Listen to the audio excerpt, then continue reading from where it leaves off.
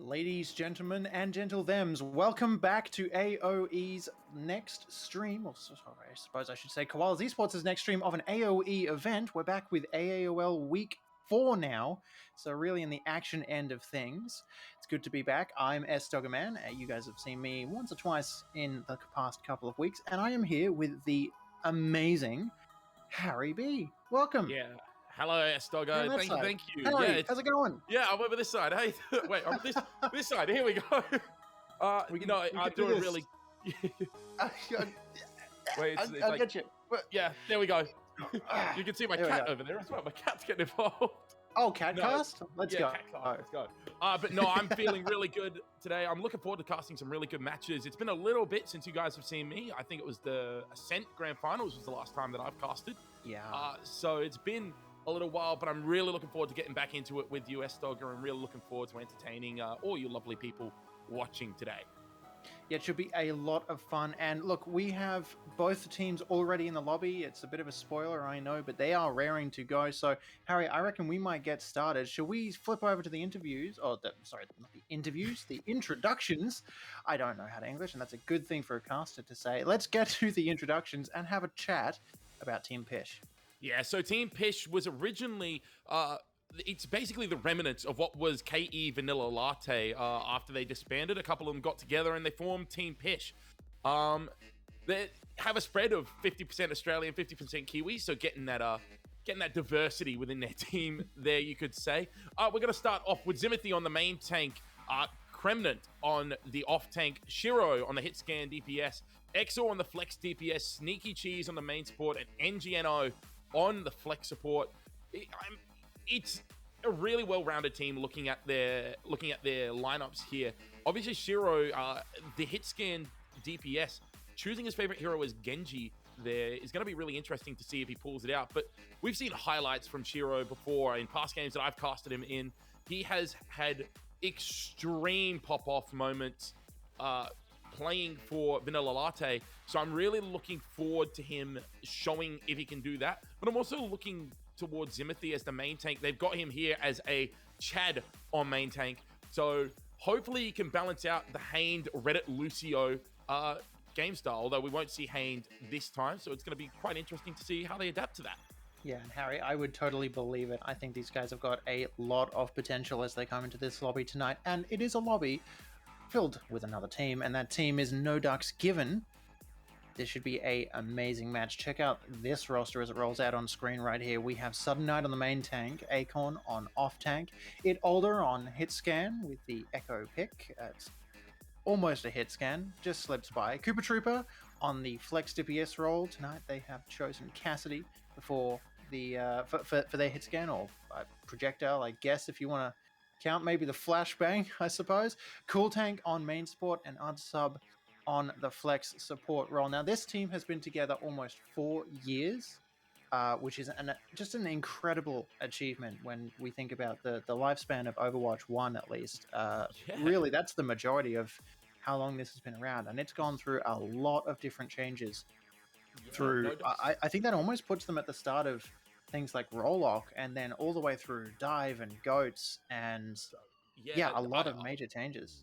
I remember when I first joined AOL on a team known as Soundscape Reverb.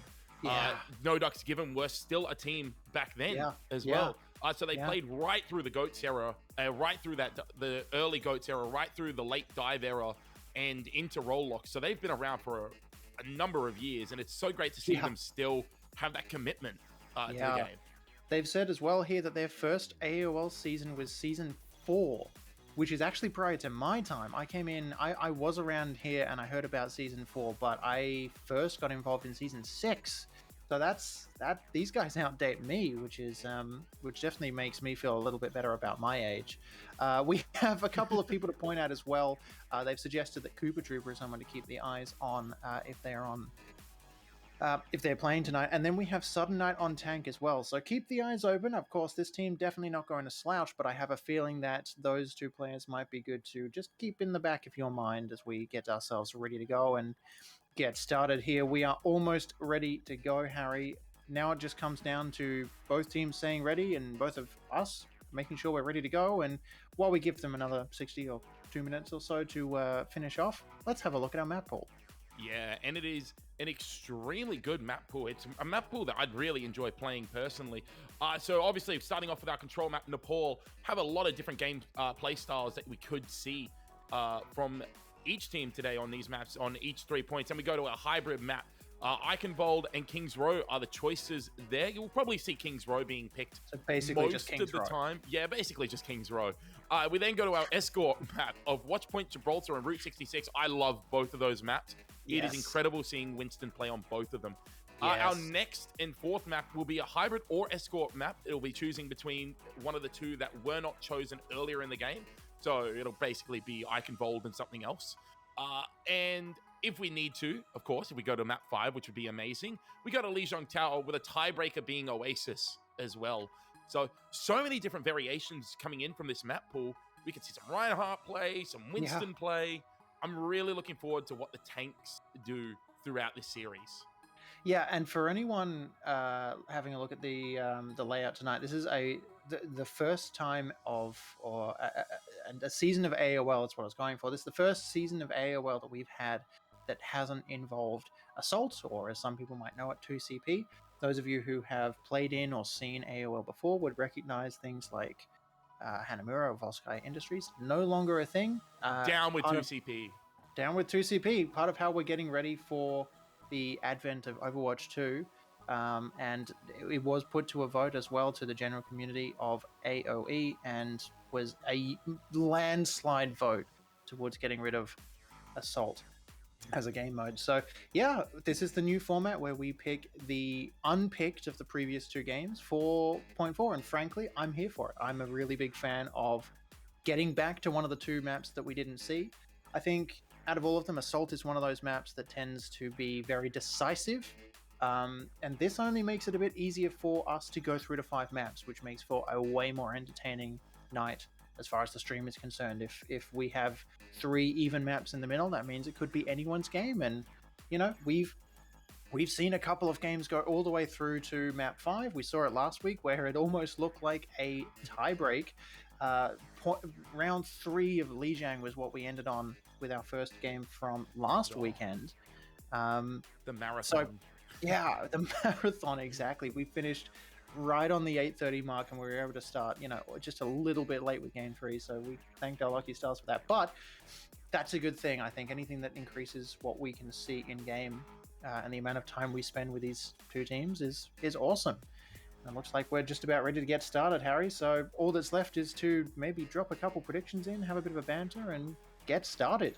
Yeah, well, I think that personally, especially with control maps, you see a lot more individual talent come out, whereas on Escort and on Assault, you see where the team play aspects of each team come in. So I'm really looking forward to how Nepal goes and how each team individually stacks up with their skills and their mechanics as we start loading into Nepal.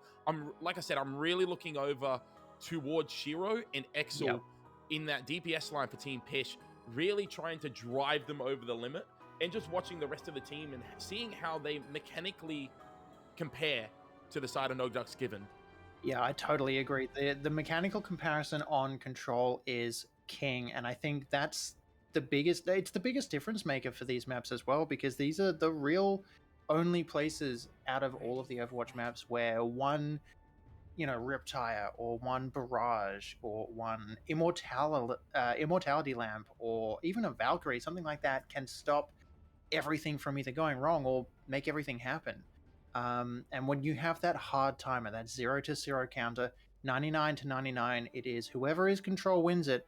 You need to do anything you can to take it, hold it, and win it. And, you know, there's really no just sitting in overtime as long as you possibly can. It is do or die.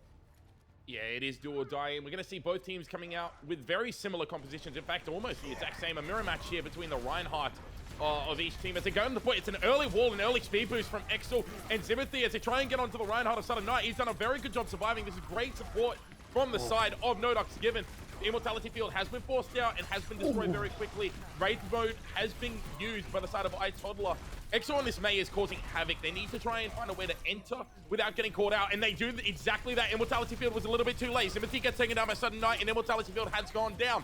Big Mei wall here from EXO, though, separating 4 members of the team, but it's just a little bit too late. There's not enough damage, not enough space being taken. Sudden Night walking on in, swinging the hammer down. EXO falls, and that will be the first fight eventually going to NODUX Given, although it looks like there's going to be a little bit of recontest. It's going to be an amplification matrix being thrown out there. iToddler finds Shiro, and just like that, it's going to have to be a disengage for Team Pish. Shadow being thrown out. Say that. Shadow gets used by Sudden Night. They are pushing this, Harry. They're pushing all the way through to this doorway that you can see on the outside of the map here, and they're going to make sure they hold this advantage. Take a look at this. On the side of Team Pish, 3 ultimates online and forced to rotate back around, and NODUX just holding them away, and there's that window getting used, and both bombs getting thrown out there, Harry, with finding 3. I was about to say 2. That's 3 out of the fight. Team Pish taking this back at 23%. Harry, it looks like the entirety of this team is going to drop, and it is going to go back over to Team Pish. Yeah, and did he see the heads-up play from EXO actually walling off the Reinhardt before it could get back to point, allowing a free shatter from Ximothy onto Acorn, taking that D.Va mech out very quickly and using the D.Va bomb into the backline meant there was just no hope for the side of NODUX Given. What do you think of the Reaper McCree here, Sdogga, or the Cassidy, sorry? What do you think, how do you think that works going into this attack now? To begin here, that almost didn't work. Idolda almost dropped down here, and they were on a sliver of health, and that losing that amount of damage early on is a massive loss. But they made it work with that Immortality Lamp and stayed in it, and we can see that happening right here. Yeah. Immortality Lamp keeping everyone who's frozen alive. There's Shiro using that ultimate ability, finding no one, being DM'd. Immortality Lamp now used by both sides, so this is a endurance fight right here, and Cool Tank dropping super low. Cooper Trooper finding Ximothy out of that fight, so now it is Idolda doing a ton of damage, and yeah, a remake. Yeah, Ximothy used the shadow. iToddler takes down Shiro. Cooper Trooper finds Kremner. It's a really back and forth fight, but it turns in the favor of NODUX Given in the end as they suddenly get onto the point. Cooper Trooper found quite a lot of value on that Cassidy there, making me eat my words a little bit with the doubt that I had towards the composition, and now they're getting really aggressive, Sdogga. Yeah, massively aggressive, and this is exactly what we saw them do at the start of this game, all the way up to the choke. This is a great strategy. Once you have control, hold the team away. This is perfect because you can see where they are. You know that they're not trying to flank you and get away, and you're keeping their attention, keeping them away, getting that all-critical percentage built up so that you get as close as physically possible and reduce as many fights the enemy has before they can retake you on point. Now we're going to see that that fight on point, though, Harry, as both teams roll in. Yeah, we see the rotation, and we see the amplification matrix being used from both sides. High Noon from the Cassidy, a Cooper Trooper here. With the Immortality Field going down, Ximothy falls, and so does Kremner. That's both tanks for the side of Team Pish going down very, very early, and that should just be a clean fight win here for the side of NODUX Given. They just need to clean up the remnants of the team here. Shiro's in the backline, forced to Wraith out. Cannot escape Cooper Trooper. iToddler takes down Kremner in the Baby D.Va form, and it's going to be Sneaky Trees trying to escape. 84% and counting. Can they get anyone to touch? Yeah, it's going to be really close, and you can see NG and O rolling in here, trying their hardest to get close so that they're ready to touch. They'll have a chance, but look at this. Idolda sitting on the corner, ready to ult. There's the bomb getting thrown in the window. It demechs D.Va. Beat getting dropped here, Harry, as they roll into the point. Shatter gets dropped, doesn't find anyone. Beat it's still keeping everyone with their health up. Immortality Lamp getting used by Sneaky Cheese. It's going to be a Shiro ultimate in the middle of an Immortality Lamp, and it doesn't matter. It finds 2, Harry. Yeah, it finds 2, but it's both supports. If NGNO can stall this out a little bit, maybe the tanks can get back into point, but no, NGNO falls. And unfortunately here, NODUX Given have just outlasted Team Pish. So Team Pish, they lose the first round. That was so close, and despite the fact that Team Pish ended that round with 53% on the clock, that felt incredibly close and incredibly fair. I felt like Pish were going to retake that multiple times, and I think it was just a difference of the amount of damage and how well NODUX Given played together. Like, we saw them roll up beyond the choke of Team Pish to make sure that they held, and it's exactly like I said before, holding for as long as they could, buying as much time as they could was the difference between 50 and 100%. Just burning it down to final fight so that it ended up being, well, you know, bugger you, you've got one fight left, we just have to win this. It's very easy from that point. Yeah, they played very patiently throughout that entire round, as we see. Again, very similar compositions coming out. Is it going to be the Mei Sim coming out from the side of Team Pish, it is. They're really relying on these Mei walls here, but they get beaten to the point. So now Mei becomes a little bit less effective. The turrets have been set up, but they've been set up on the wrong side of point, so it's going to be a little bit of a rotation, but the Mei wall doesn't find anyone. Now it's just going to be who is better with shield management and who is able to get some positioning here. But right now, NODUX Given, they're in a great position because they can just continuously poke with the Cassidy from long range. Whereas the time of side of Team Pish had to try and get close. Zimothy falls early, gets flashbanged by Koopa Trooper and just taken down immediately. Without the main tank there, it's so hard to keep the poke damage up. But as I say that, Sudden Knight gets a little bit too aggressive and Shiro and Exel take them down. Acorn now trying to get a little bit of value, but it's going to be an amplification matrix, forcing everyone back to point. And it's just going to be starting again, amplification matrix on the side of Cool Tank, and NGNO going down should signal the end of that fight, especially with Koopa Trooper finding Exel as well. He's been terrific on this Cassidy. Yeah, absolutely. And the dropping of that window just helped to make sure that a rotation happened. And Team Pish really trying to get their advantage and roll in here, but just losing one or two characters each time is a massive disadvantage you simply cannot afford when attacking control. And now, as you see in the top right of your screen, NODUX Given have 3 ultimates online, and sorely, Team Pish have none. Yeah, and the big ultimate is that sound barrier. They can get so aggressive with it. It's going to be a Sim Wall coming out and a High Noon coming from the Cassidy of Koopa Trooper. They need to back out. They need to be really careful, but he finds Shiro. That is incredible work by Koopa Trooper, finding 2 there. He is farming on this Cassidy right now, putting on a highlight display for NODUX Given to continue winning this fight. And now they tick up to 65%. There's only been 2 fights. Yeah, 65% and crucially 0% for Team Pish. There is no percentage on the point there. They haven't touched this once with any meaningful potential. They're going to need to do this real soon because in another 9 or so percent, it's going to be final fight territory, and that could be the end of control for them. Now, they have ultimates online, Harry, so they're going to roll into this fight with a plan with any luck, and there it is. They drop beat to start.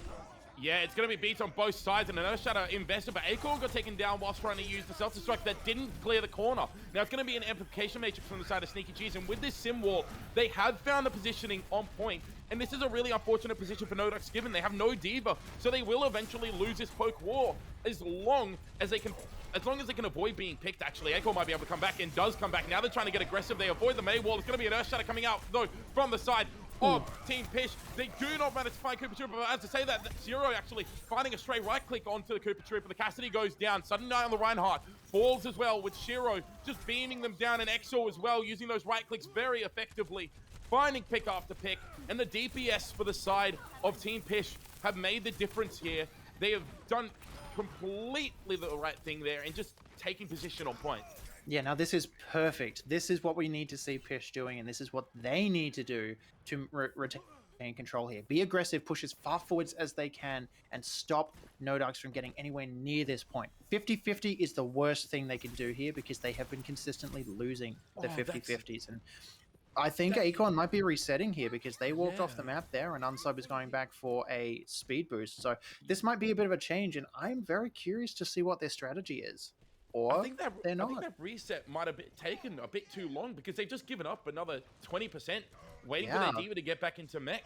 And now they need to reset for a fight as well on the corner. This is going to be last fight territory, I think, Sdogga. As we see them start pushing in, the turrets going down their advance. It's going to be a TP. They TP onto the high ground. They've caught them unawares. Shiro falls immediately. That's a huge TP and a huge shatter coming out as well from the side of Sudden Knight there. Sudden Knight taking down Exel. It has just been an absolute difference in communication right there as they walk in. Great strategy. Flank Shatter coming out. Manages to find Cool Tank, but they are unable to take down the Baptiste.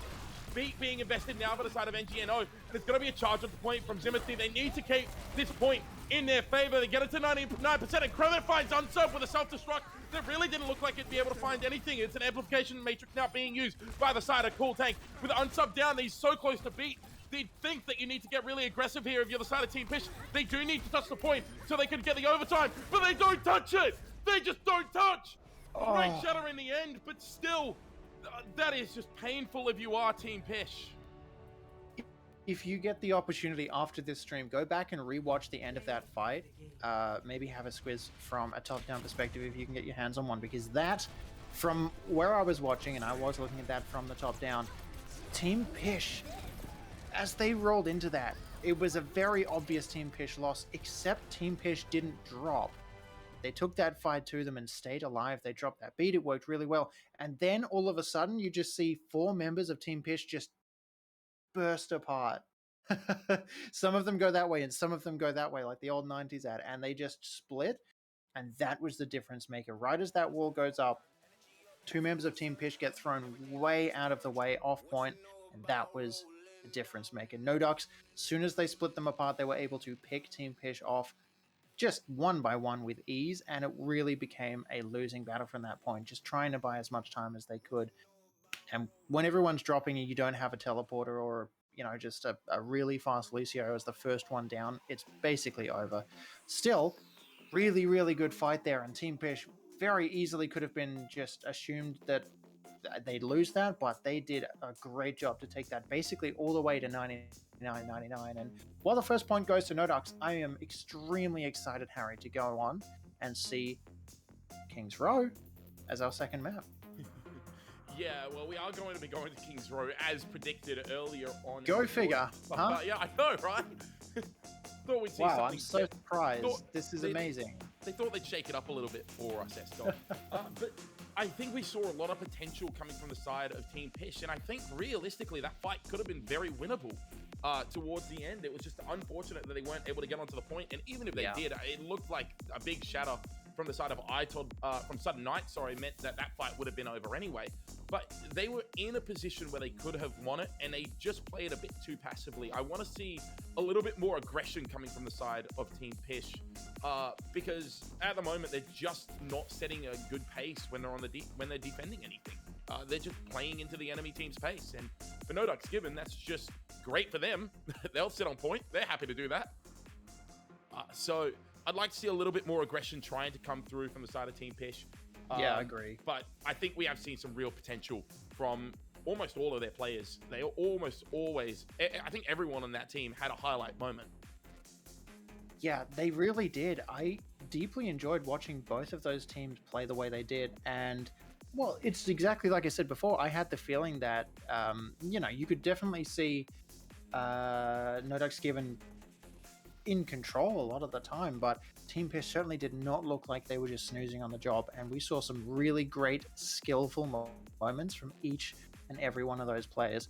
The difference coming into King's Row, and I think you would potentially agree with me on this, Harry, is how these two teams play together. I think No Ducks have just slightly performed more as a group with a bit of a plan, even if they do have a couple moments where a Diva walks off the edge or a Reinhardt gets dropped early. For the most part, they are playing really well grouped, and if they lose it, they lose it. But it's slightly more cohesive than Team Pish, at least for the time being. And I think Pish are probably going to bring maybe a bit of a new idea and a new strategy into this following game. And that might be how they go to, they bring the fight to No Ducks and they tear their synergy apart by doing something a little unusual or a little bit unorthodox, or just gone, balls to the wall on it. Yeah, as a former player, that was my play style, was to just go, hey, we're going in now. Amp the speed. I'm pressing shift. We're going forward. We're doing this faster, harder, stronger, longer. That's not the song. You were close enough. Close enough. Whatever. But I think that watching their play style there, they really got just a little bit caught up thinking, I think. And sometimes you just don't need to think. Sometimes you just do. Come up with a plan and you just charge into them. And you got to remember, the longer that you take to think up a plan, the less time you're actually doing something, and the longer you're giving the enemy to think up a plan as well. So it's not a bad idea to just go, we're going now, we're going to run at them. And, do it before they have a chance to stop you, before they have a chance to get ready to stop you. It's just a matter of whether or not they've already got a plan. I think that's the key difference. Yeah. Well, I think so far we have seen some good plan making and good decision making from the side of No Ducks given. As we head into King's Row now, I think we're going to see very, very similar compositions here. Although they're teasing a little bit of Zarya play, and I don't really know how to feel about that, Sdogga. I've always been an advocate of Diva over Zarya. What are your thoughts here? I am a massive fan of Zarya on King's Row, and I think most people assume King's Row is Ryan Zarya, classic brawl.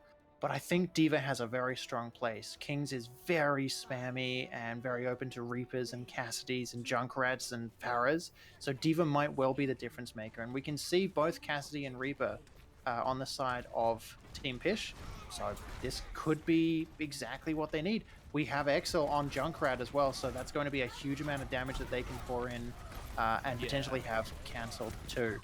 Yeah, well, they go straight in, and both bubbles are immediately forced out, and so is the Immortality Field. So already, that's a lot of key cooldowns being forced out. But they managed to force a retreat from NoDucks Given, and they collect 2 ticks. Now, they get a recontest coming in. Timothy gets a bubble and a personal bubble from Kremnet as well. It's a flank on the side of Mike Guy, but unfortunately, Sudden Knight has fallen very, very quickly, so they lose a lot of their space. Exo finds unsub. I totally gets DMEC and taken down, and that is a very easy fight win. I guess I'm forced to eat my words once again. Kremnet showing a very prominent Zarya. Wow. Okay. Cool.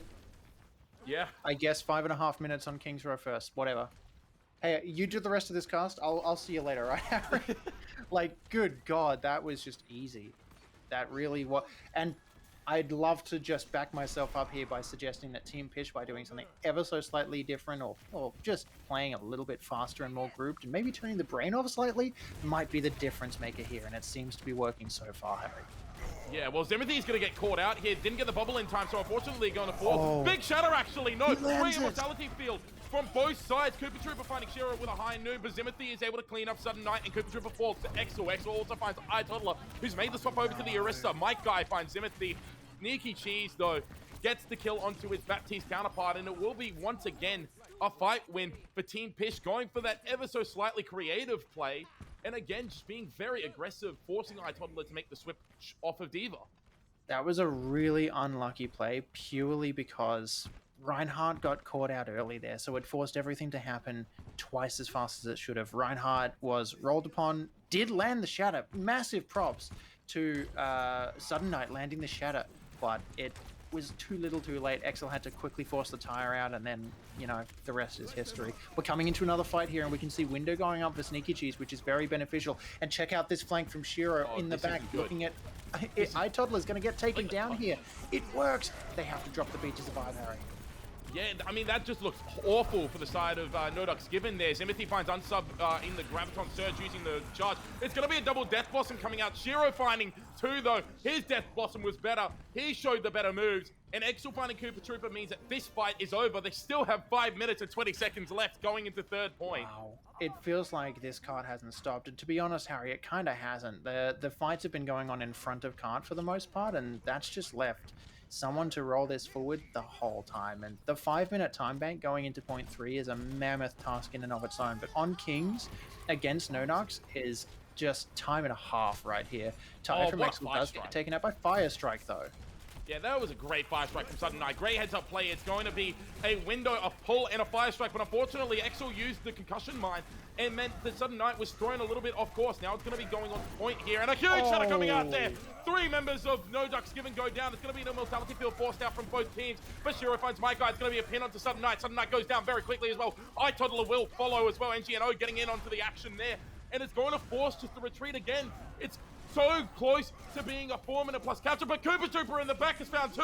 Dragon Strike now going on to point, forcing them off of the card and stopping that momentum. It means that eventually the respawn should come in, and this will be a fight win in the end for NoDucks Given. You would think it's going to be a trap onto Sudden Knight, but iToddler finding Sneaky Cheese means that this fight just should be done, and we see them, Team Pish, starting to pull out a little bit. Thank God for spawn advantage, Harry, because that made the difference here. The cart is right at final. That payload already all the way down the little ramp right at the end of King's Row. It couldn't be closer. And thankfully to everyone respawning, and especially respawning on characters like Wrecking Ball, that's the difference here. And we can already see NoDucks coming back into this fight, dropping a tire. Exel looking for an advantage. Yeah, huge Shatter finds 3 though. 3 people going down. The tire gets destroyed again. Exo has not had fun with these rip tires of his. No kills coming from the 3 that he's used. And iToddler gets a double pile drive kill. It's going to be an amplification matrix being used now, but it may not even have been needed as we see Mike Guy chasing Timothy, taking him down. But Kremnet is able to get out with all of their energy. Eventually, yeah, they get out with all of their energy just like that. And they have Grab, Shatter, and Amplification Matrix, as well as the Death Blossom coming back into this next fight. Yeah, and that's super beneficial. They're going to need everything that they've got to win this, and, well, they've got it. There goes Window getting put up in front of Zimothy. There's the Dragon Stone from Koopa Troopa going to roll through, and it is going to almost find someone. Zimothy forced to roll out of this fight with a sliver of HP left, Harry, and that's basically going to end it, and iToddler is there to just clean it. What? Meanwhile, though, Shiro on cart with 3. Shiro farm 3, farm 4. Shiro on this Reaper has just made the difference here.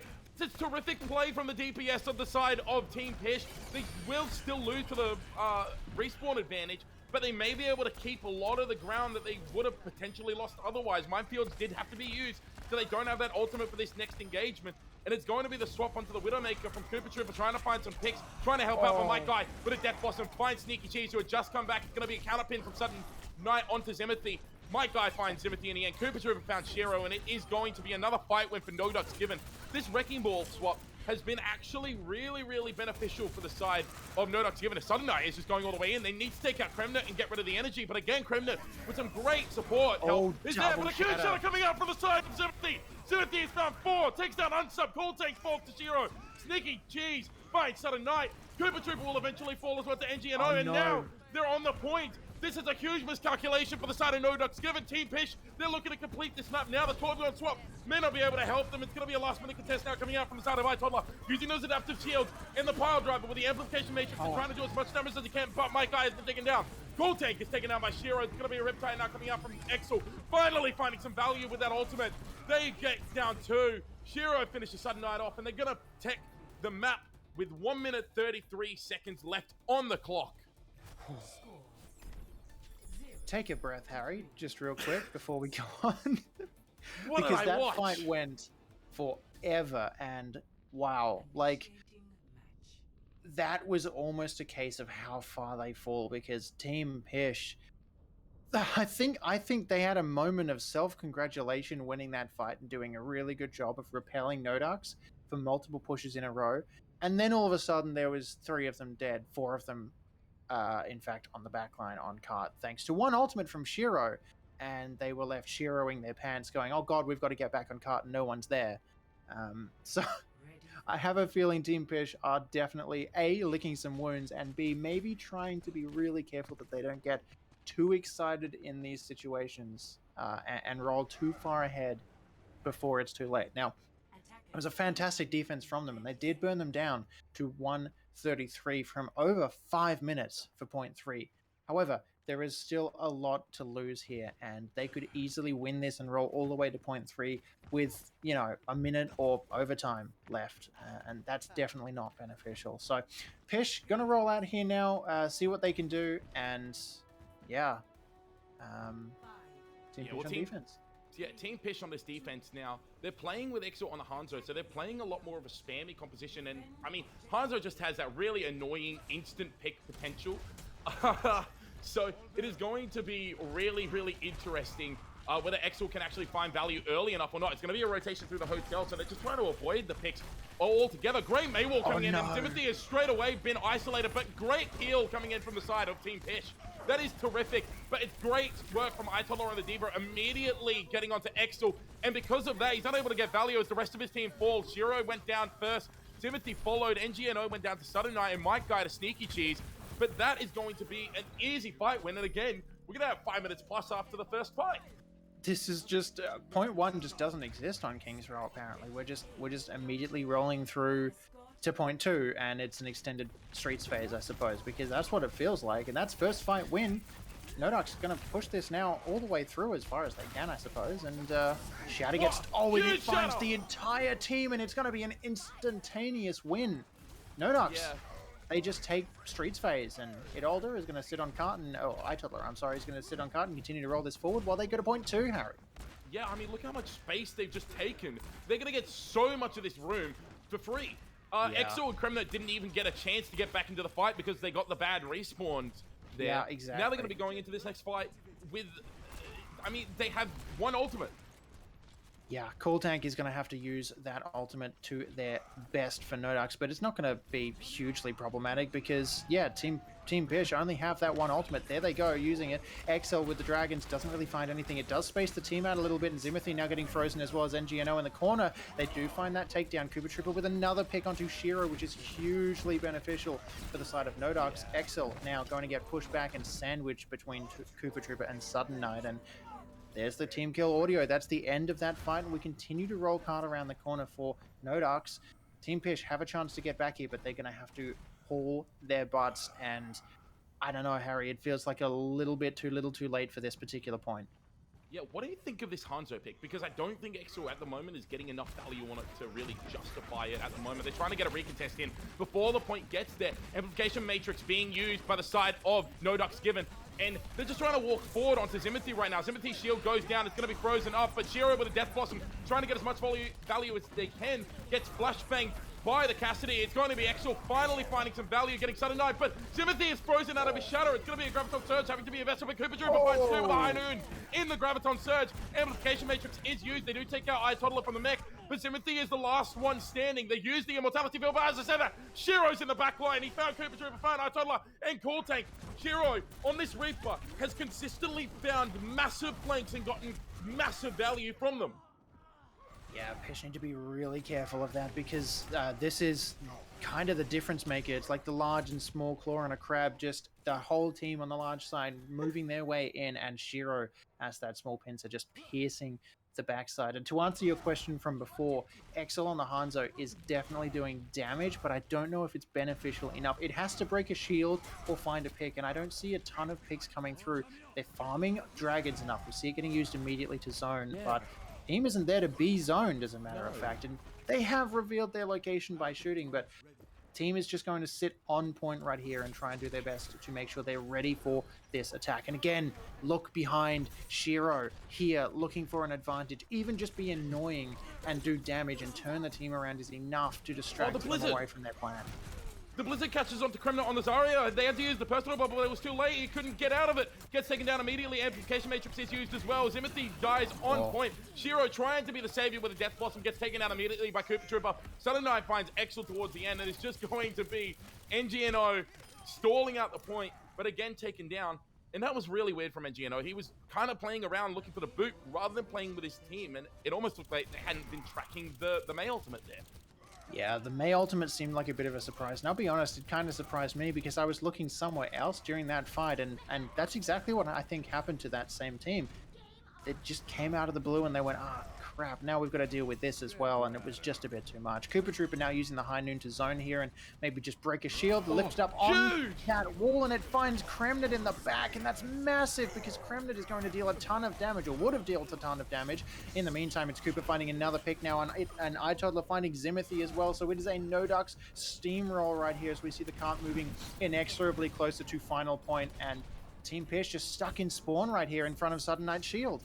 Yeah, they're just being spawn cam. NGNO tried to get out, but unfortunately it's just going to be taken down well before they could even get to point. A minute 33 versus 3 minutes, Sdogga. That is an insane attack from Nodox, given they showed a lot of synergy towards their attack there, despite their point 1 and 2 defense looking a little bit shaky in the last round.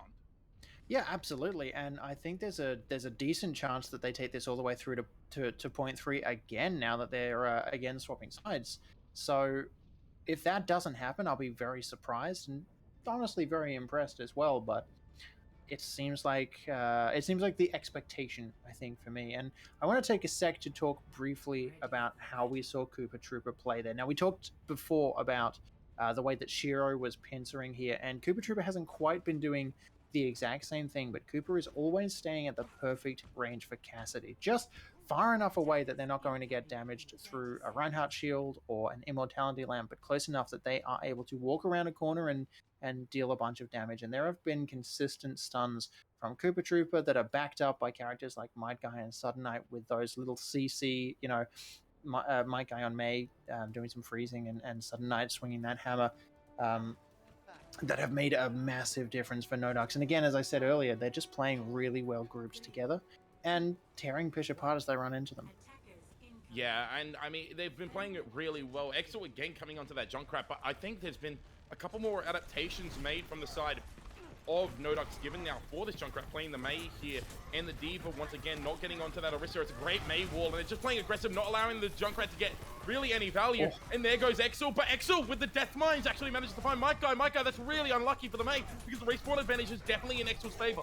Now the side of Team Pish can play a little slower and wait for their Junkrat to come back, so they have just more damage in general, more raw damage. They do only have 60 seconds, so they need to get a move on. That's a great flashbang coming out from Cooper Trooper. Really farming that Deadeye, and immediately has it, ready to use it whenever he needs to. It's going to be an immortality being used, but only really for the side of Cool Tank. But that's a great flanking Shadow High Noon, and Amplification Matrix being used, but it doesn't matter in the end, because Kremlin found Cool Tank, and Sudden Night went down. Cooper Trooper finds Shiro, but Mike Guy finds Exo as well. Cooper Trooper again, finding Zimothy. The DPS of No Ducks given, putting in massive work. Kremlin needs to stay alive here, needs to get out with charge. Unfortunately, he's unable to do that. That is a huge fight win for No Ducks given. No Ducks and that is some given. great DPS play. What a fantastic defense right there, just holding on, building those ultimates as well incredibly quickly, holding on and using those to stop the team from touching. We're down to 10 seconds now, and Team Pish have to absolutely haul butt to get onto this point. And they're going to try, but no ultimates online for them yet. Meanwhile, we see that Blizzard being used. Ty comes out and gets taken out, Harry. Yeah, Exo again not finding any value with that, but it was really good that they managed to get out of the Mei ultimate without taking too much damage. Shadow finds something, they just walked past it. Timothy falls down to Sudden Night. Cooper Trooper finds Sneaky Cheese, and that is going to be the nail in the coffin, with iToddler eating the grab, and Cooper Trooper finding two with the High Noon. Shiro using the Death Blossom, are really unable to get anything thanks to the Immortality field. Cooper Trooper found NG and O, and with iToddler finding Shiro, that is the attack for Team Pish, falling very short. And with 3 minutes to defend, you're really loving life if you're No Ducks given right now. Harry, I'm going to be honest with you. I don't know quite how well I see Team Pish holding a defense here, considering how we've seen capping .1 go for the start of King's Row for both teams. And with their performance up against No Ducks, I just don't know how much I can give Team Pish the benefit of the doubt here, taking this as they now try to defend point. Yeah, I don't know. I don't know if this is going to work very well. This may well be us seeing King's Row go to No Ducks, and I wouldn't be surprised if it did, but I don't know. Sell me in the other direction. What do you reckon? Team Pish? I can't do that, Chief. I'm sorry. I'm sorry. I think the stocks at the moment for Team Pish are a little bit low on this map. But again, we've seen some individual plays from the DPS of the side of Team Pish. Obviously, Exel not really finding any value with his Riptires, but just his vanilla Junkrat play has been really good. Now we're seeing Shiro moving over to the Mei, and I'm not really sure about that, I'll be honest, Sdogga. Maybe it's a hidden talent. It could well be. I think Shiro can certainly do well, but is it too little too late? It could well be. Exel, well look, we have a ton of DPS potential here. Exel on that Junkrat can burn through things, and we can Mei wall off someone, but it could well be too little too late as we see the gates open here. And the potentially final attack of King's Row commence.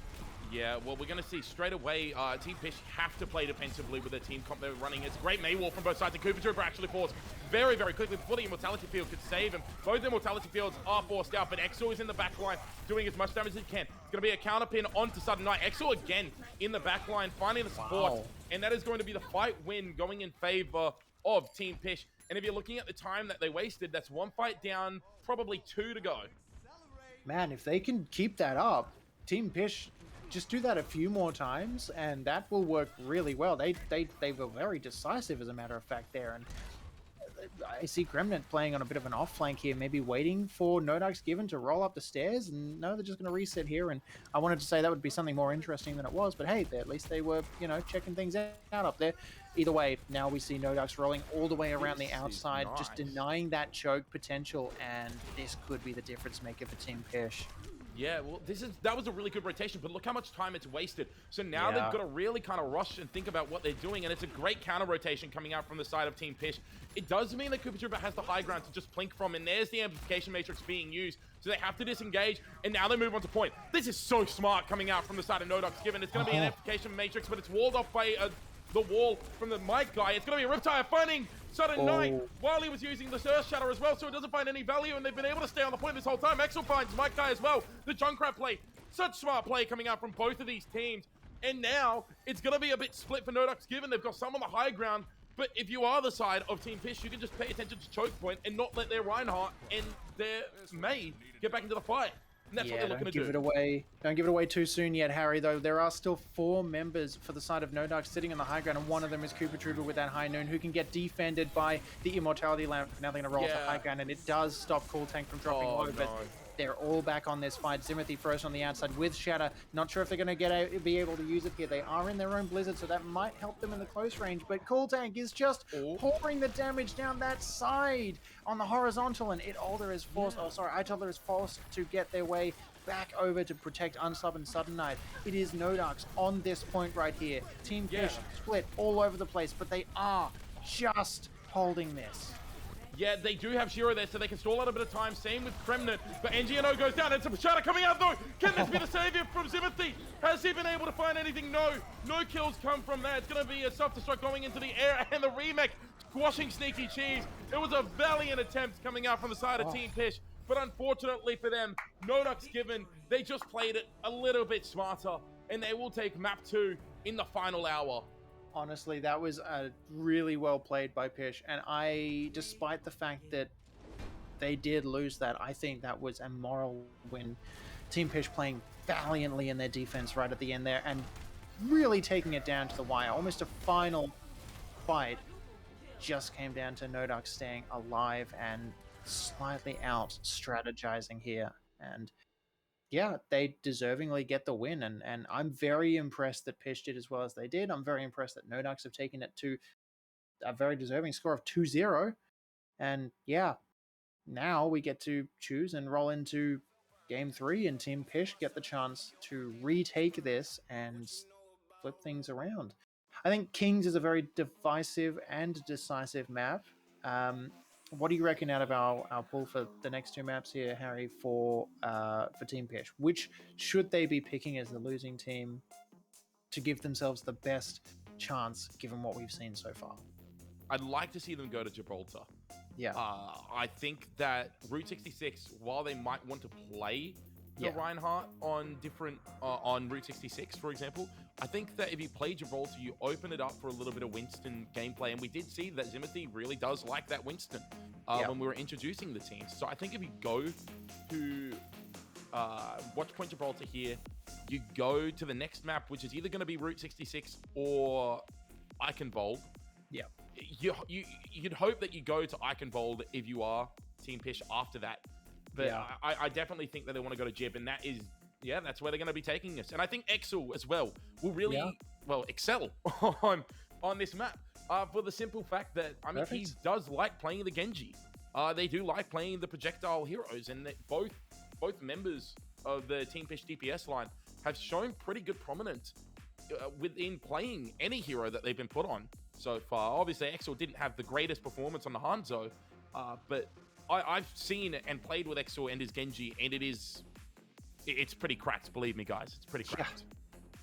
Yeah, Exel is one to keep the eyes on, and yeah, I think you've said it exactly as it is. Gibraltar is the perfect place for Pish to stretch their muscles and show exactly what they're made of. And I think the Brawl versus Brawl fight here is the difference maker. I think No Ducks play it better. And maybe it's purely a difference in playtime. Maybe they've been playing Brawl for a lot longer and know what to expect. But doing a dive here on Gibraltar could well be the difference maker. The question is it going to be too little too early, I suppose, in that dive can often be swapped off from point 1 and go to more of a hybrid, even a double shield from there. Is that going to be a massive disadvantage for Team Pish, do you think? I don't think so. I think Team Pish have showed enough individual talent that if they can get a little bit of momentum, it doesn't really matter in the end. I think if they can get that smidge of momentum going for them, they should be able to just roll. I think if they win this map, then we're going to map 5 no matter what. That's the bold prediction that I'm going with, and I'm standing by it. I will give you that, and I genuinely hope that's the case, because seeing these two teams, these two very, very closely matched teams, going to map 5 would be a treat. I don't know, though. I think dive is a massive advantage here, but as exactly as you guys can see right here, No Ducks given also can and will run a dive, and I'm willing to bet they also know how to run a dive. And dive versus dive is exactly the same as any other composition when you break it down, in that it's however you play yours better than theirs when you're running the same thing. And we do see Brigitte for the attacking team, Team Pish. So Brigitte Echo here might make the difference, or maybe it's going to lose to a more traditional style dive for Nodux. Oh, that's a really good body block there coming in from Sudden Knight onto Kremner, who just went a little bit too far forward. Sudden Knight just walked behind him and said, okay, get past me now. I think the Brigitte is a really good point to pick up on there, Sdogga, because it means that Exel can be a little bit more aggressive, whereas Koopa Trooper has to play a little bit more passive to get healing. Obviously, Unsub is going to be sticking more with Mike Guy, who's building up towards that barrage very quickly. Koopa Trooper having to use the dash to get out, and it's just going to be very slow here. It's going to be whoever farms up Nano Boost first, and because we see a Mercy on the side, or a Pharmacy on the side of Nodux given, Sneaky Jesus has been pumping healing onto his tanks, and he has the Nano Boost ready to go. Puts it straight on. Cool Tank misses the Sleep Dart, but a Concussion Blast stops Zimothy from getting onto the Ana. But as I say that, it's going to be Cool Tank going down there, and it's going to be a really well-executed dive to take out that main healer there. iToddler will go down eventually. They've started pushing the point now as well. The Brigitte on the point, just pushing it by themselves. Mike Guy using the barrage onto point, actually finding NGNO on that Brig. And with Shiro only taking down the Baby Diva, and a Primal Rage being used now by Sudden Knight, this fight is really just evolving into mayhem. Sneaky Cheese is going to go down, but Exel found Koopa Trooper in the back line as well. This has been really spread out, and Mike Guy has just reaped the benefits of this fight going on for so long, really putting in the damage in with the Mercy Pocket, and with all of the ultimates in the end being expelled by the side of Nodux given, they will eventually stabilize, although there is still a little bit of point pressure coming in from Zimothy, who needs to be careful. Exactly. They're going to roll this as far forward as they can, and they are actually going to commit ultimate into this, so get real mad and start knocking some people around. And yeah, they're going to find Cool Tank on the high ground, and they're going to find their own death. And there's the fabled Nano Blade onto Koopa Trooper, finding Sneaky Cheese, and this is also Exel dropping as well, and they're going to do the rest of the damage through the face of Kremnet. That's exactly what we were talking about, although we were talking about Exel before doing that kind of a play. That's what makes the difference here, and Nodux hold on thanks to that singular combo. Yeah, I want to see Shiro start putting a lot more pressure onto Mike. I know it's very difficult seeing the Pharmacy, but you need to stop him from just raining in free damage, because again, he's up to 86 onto his next barrage. We do have a Nano Blade coming up though. So hopefully Exel can show some of that Genji prowess that I had been talking about earlier, as we see the self-destruct coming in from both sides, and we see a duplicate coming in from the side of Shiro. But Mike Guy using the barrage takes out both supports, so no Nano Boost is going to be available, but they find Unsub as well. So now it's just a lot of pressure back onto the side of Nodux given. It's going to be Cool Tank as well, trying to fight Shiro, getting some assistance from Koopa Trooper and from iToddler. iToddler and Koopa Trooper hunting down Shiro on that Echo, and unfortunately, a lot of ultimates went into that fight for the side of Team Pish. Yeah, Team Pish definitely coming off the second best, not just in terms of card progression and moving this map forwards, but also ult charge. And we did see a few get used by Nodux as well. It's just, they need a couple more here. And looking for the Nano Blade, Exel does use, but does not get Nano. Do they get Nano? I don't actually see it on them here. Sudden Knight is also ulting here, though. He does get unsub though, so there's a lack of resurrect and a lack of pocket onto Mike Guy. So now they're putting a little bit of pressure onto Mike Guy and onto Cool Tank. There's no support for them. Shiro finds Mike Guy on the Tracer, but Cool Tank is still up on the high ground. We do see a Sleep Dart coming in onto Zimothy, but immediately woken up by Koopa Trooper. If you're the Ana right now, you are so unhappy with your target who you've just let being woken up. But as we see Koopa Trooper now dashing through Zimothy, dashing through Kremner, pulling that blade and getting NGNO as well. Exel does find Sudden Knight, but it might be a little bit too late, especially with Unsub coming back and getting the resurrect on the boot from Sneaky Cheese was not enough to stop that. And it's going to be overtime starting to tick down now. Really looking in the driver's seat is Nodux given. They have completely dominated this map in every metric. And this is going to be the last stand for Team Pish, as we see Zimothy on the point using his Primal Rage. Forced out, Mighty Guy using the barrage, pocketed by Unsub, self-destruct on the point. Zimothy is just looking into the light saying, take me please. And that will be the end of Watchpoint Gibraltar attack for Team Pish. Really disappointing, to be honest. Yeah, look, that was really tough, I think. Team Pish had a good chance to do what they wanted to do there, but with a really nice distance as well. But they just came ever so slightly short on both attacking and the cart to first point as well.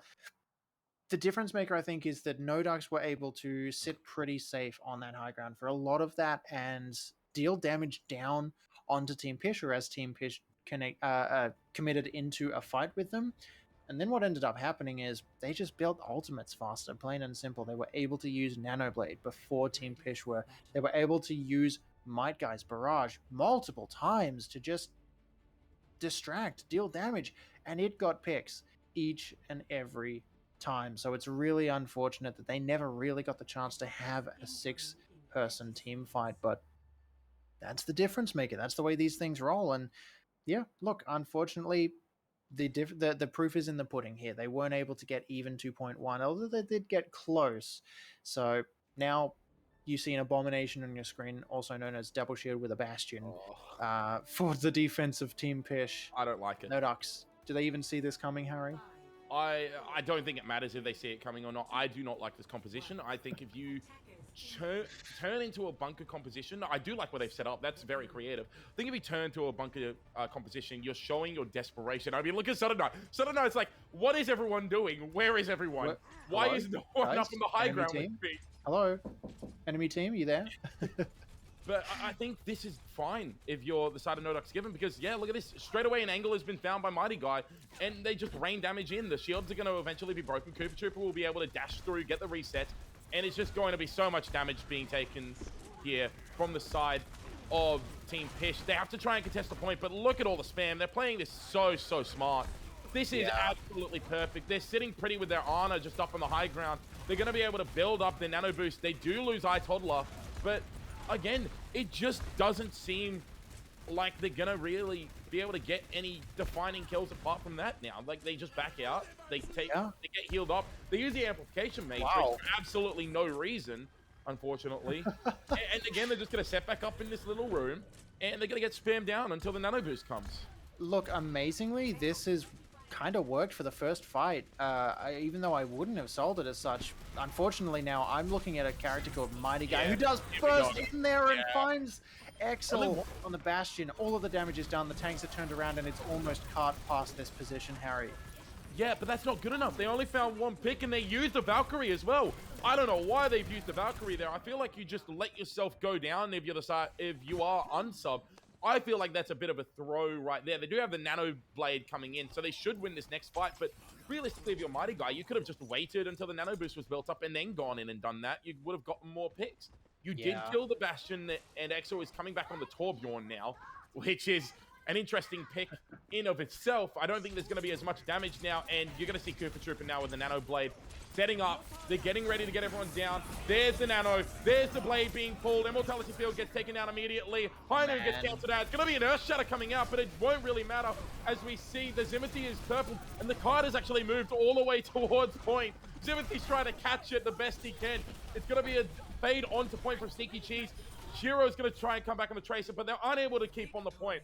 And despite a valiant effort from Team Pish on that defense, No Ducks given, again, take the map and eventually take the series.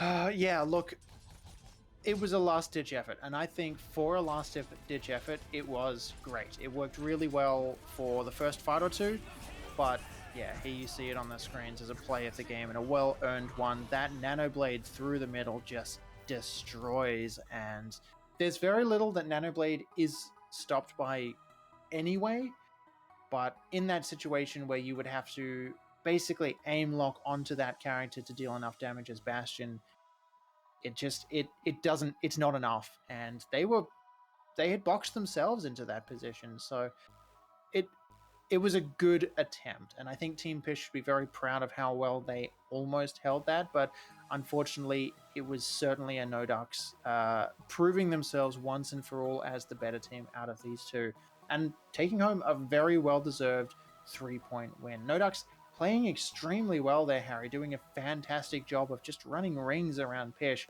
map after map after map. And even when they didn't do well, they still looked like they were doing well, and they still looked like they had a plan, and they looked like they knew what they were going to do when they came back. I think that was a major, at least for me, that was a major visual difference between them and Pish, where, yeah, they were able to come back. They were able to replan and reposition and re-prepare, whereas Pish always seemed to be just slightly more reactive and less prepared. Regardless, two fantastic games, and I deeply enjoyed watching them. Harry, do you have any particular highlights in your mind? I mean, my biggest highlight was that TP on Nepal to win that final fight and to get the first map win for No Ducks Given. I thought it was a really good change of tempo to just go, you know what, we're just going to TP in their faces. What are they going to do about it? Absolutely, yeah. We're better. That's the type of thinking that they had going in. And I think that it showed in every map where they were like, you know what, we are better at this composition. We know we're better. We're going to run it no matter what.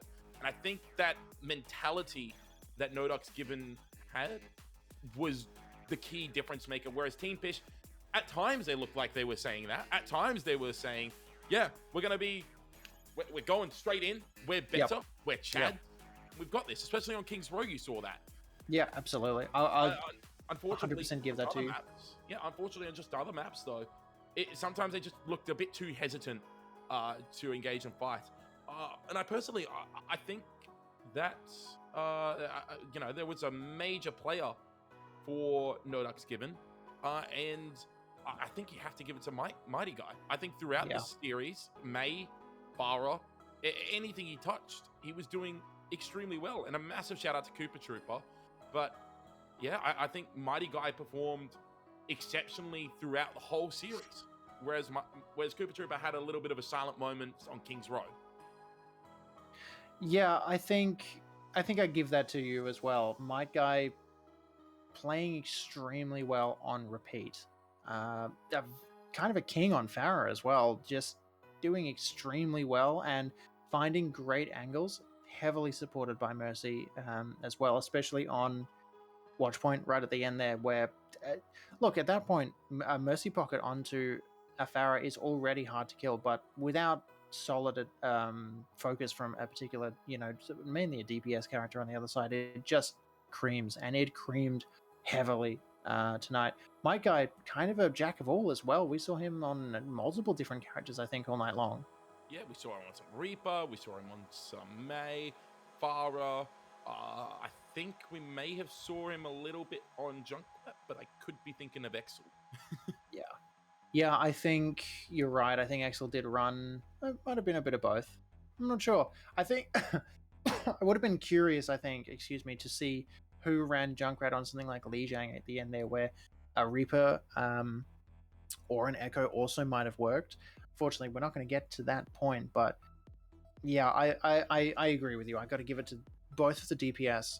I think personally, I'd like to also throw a shout out for the side of No Ducks to the tanks, who played extremely well and extremely well grouped together, and they very much led their team. And now, for the side of Pish, I think the tanks were a strong talking point as well, where both... That's what I wanted to say. The synergy. Personally, I was looking from kind of the top down out to one side from the back of cart, just for the end portion of Gibraltar where they were playing underneath, and I kept thinking, they're going to get off cart. No, it's going to slip past.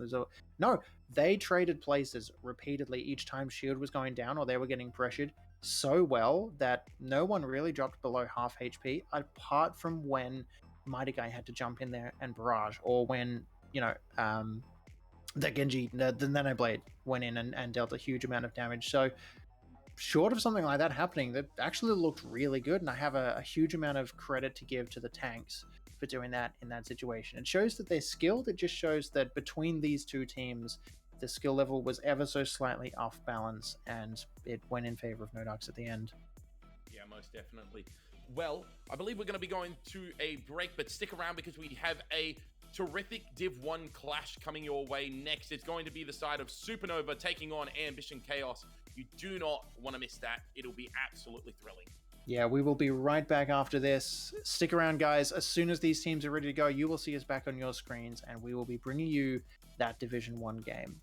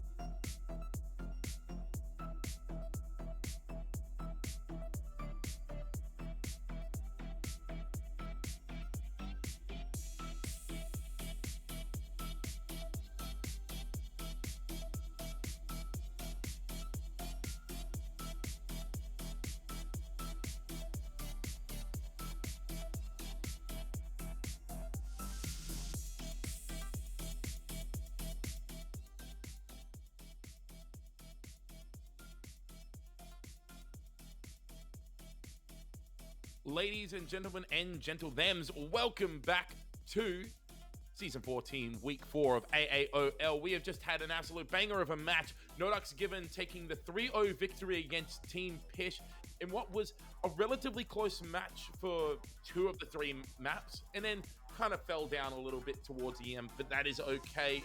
We saw some great plays from them. Now we're going into the main event, the Division 1 game of Ambition Chaos and DE Supernova. I'm back here with Sdogga, your longtime host, and just a good-looking guy overall with the shades.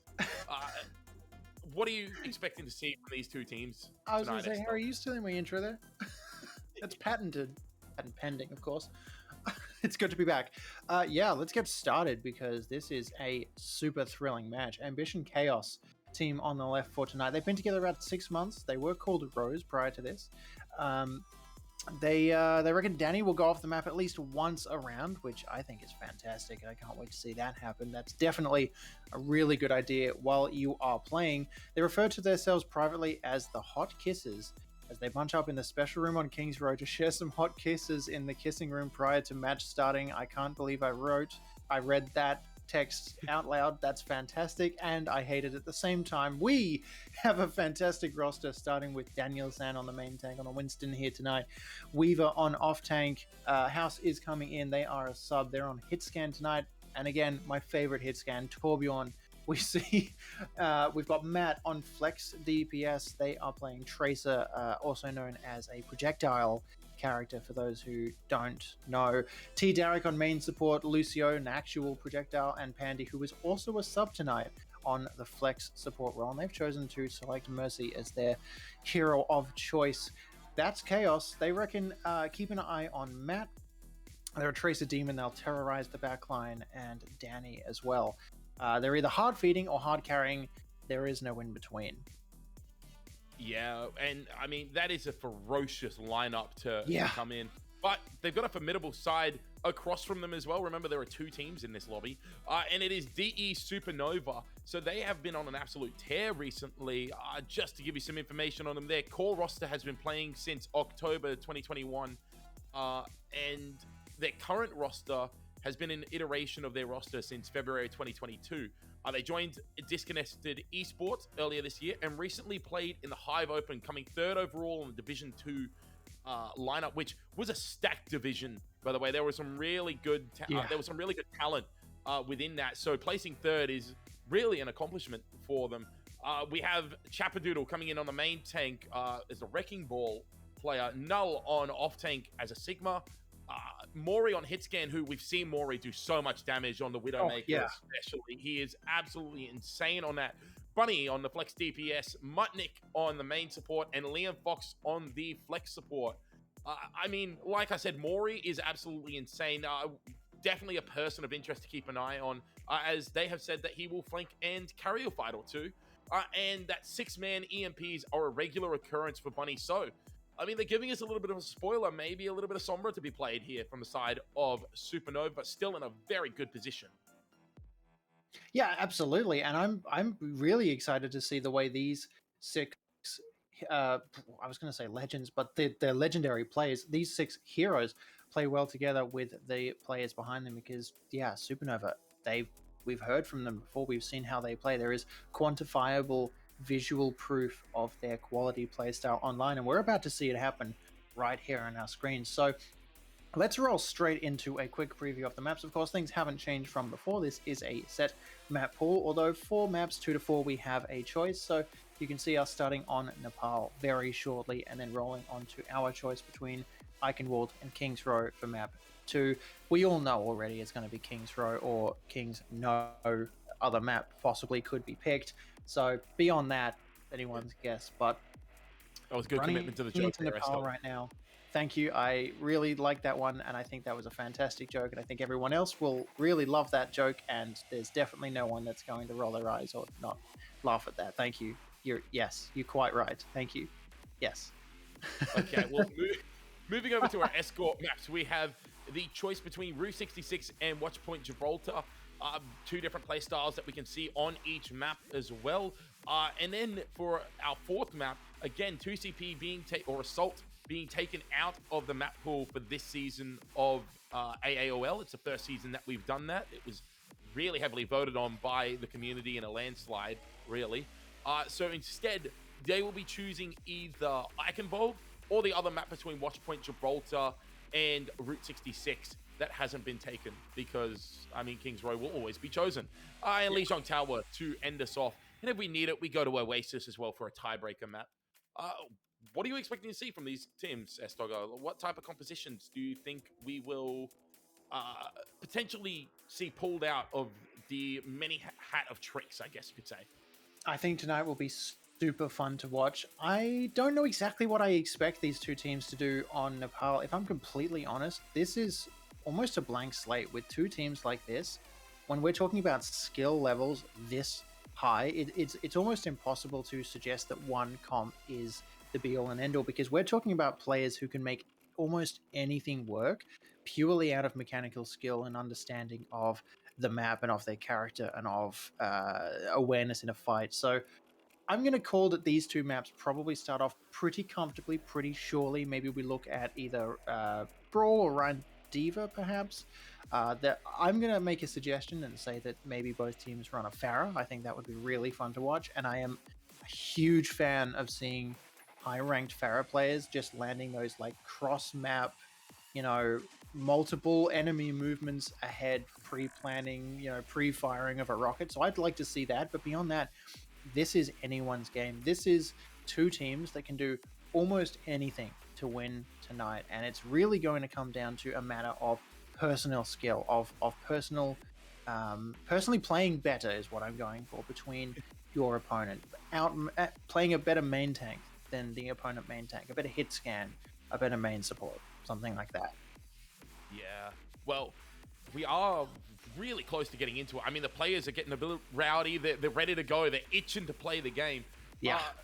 I think, realistically, when you're looking at these two teams, there are certain individuals that you have to look towards to provide value throughout the entirety of the map if they want to pull away with a victory here. Yeah. Mori is that I really look forward to seeing how much value he can get on the DPS if he's freed up, especially if he's given any sort of space. He will run a muck, and I mean, Muck absolutely Nick is a performer for years. He Yeah. has been absolutely incredible.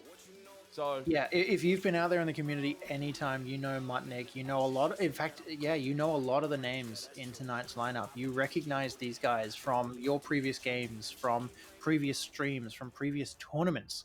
You mentioned earlier there was another stream just recently that a lot of these guys played in and did extremely well in. And yeah, it's really easy to catch them all over the place, playing multiple different events or just playing for a while. And I guess that's what you get when you're talking about really high skill levels like this, where, you know, you're good enough to go and play all over the damn place.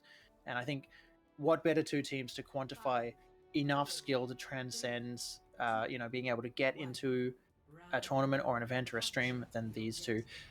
Opening up this map here, Harry, we see the Symmetra teleport for both teams, and it's an almost identical rollout for both. We see the Doomfist crucially coming out from Supernova, and they take up so much space so quickly. And with the displacement of the Doomfist, it forces the Immortality field very early. The Diva on the side of Ambition Chaos being punched over the point there, and this falls very low. House falls, and a boot from Mutnik onto Matt means that this fight is just almost instantly over. So decisive from DE Supernova, and they will take the first point capture. Yeah, let me point out that that entire fight was won and done by DE Supernova before the point unlocked. Not was captured, but unlocked. So what more could you ask for than to win that fight before you even get the chance to start the timer ticking, you know? Yeah, I mean, look at this teleport placement. They can be on any side that they want to be on. Bunny goes in. It's going to be a counterpin onto Bunny on the Doomfist. And it's going to be a Sim Wall coming out to stop the Amplification Matrix getting too much value. Fire Strike from Damio-san, though, finds the Airbox. So a lot of healing is going to be off the table now for the side of DE Supernova. And it's still going on. Chapadoodle goes down thanks to a counterpin from Daniel San, and they're going to be fighting still. They still haven't gotten through onto the point here. They need to take care of these turrets so no one goes down to them, but Mundik finds another boop onto House, and Mac goes down to Null. Trying to get onto point positioning now is really important. Null again finding T Derek, and they are going to cut point, but how long are they going to keep it, especially with the amplification matrix being used in that back corner from Leon Fox? Now they're going to start pushing back in onto the point, and Chappadoodle is just kind of eyeing off Daniel San there. Weaver gets DMEC'd in front of them, and it is going to be the Reinhardt pinning across there, trying to get onto point before it flips and trying to find a kill, but unfortunately will not be able to get it. And a great point retake from DE Supernova. Yeah, a momentary capture there, 12% for the side of Ambition Chaos, and that's all she wrote on that fight. It almost wasn't a win. What? Oh, double shatter as I say this, going on outside towards spawn. Both teams getting knocked down, but it is Liam Fox finding T Derek and Maury Null as well, just finding two. Both of those players with those laser beam weapons cleaning up that fight. Beneficial shatter, and yeah, absolutely, this is the Supernova's game to win right here, Harry. All over this like a bad smell. Now, what I was saying was that was almost a lost fight in that they never really got the chance to regroup here, and it shows. Yeah, look how aggressive this is. They use the Graviton Surge, but Maury went down early, so that's a lot of damage being taken out of the equation. It's going to be a Meteor Strike going into the Graviton Surge, and they take out Daniel San. Eventually, a lot of damage being put into him. It's going to be the Immortality Field forced out by Leon Fox, and Bunny trying to get onto the Symmetra there is going to be able to take them down. Pandy goes down. Vegas and Mash on the Baptiste taken out very quickly. Someone is on point right now contesting it, but it is only the Mei. It's Matt on the Mei taking a 1v2 right now, and eventually they will fall despite the Blizzard attempt. 12% to 99%. Overtime Wick burns down, and it will be DE Supernova quite convincingly taking that first map. And we saw a lot of different set plays coming up from Chappadoodle there, especially on that Reinhardt. I mean, he was using the teleporter so well. They really had that set, measured aggression. Yeah, exactly. I fully agree. And that shows, that's the difference, that's what makes the difference, between two teams of this level. It comes down to momentary things, to individual plays, and it makes a massive difference like we saw between these two fights. One team just looks like it is coming off the worst every single damn time until, yeah, you get to the end and, you either win or lose a fight. We're going to roll into map 2 readily now, and again, we see that Symmetra teleporter, though. We do see Chappadoodle running through on Wrecking Ball and around the other side here, Harry.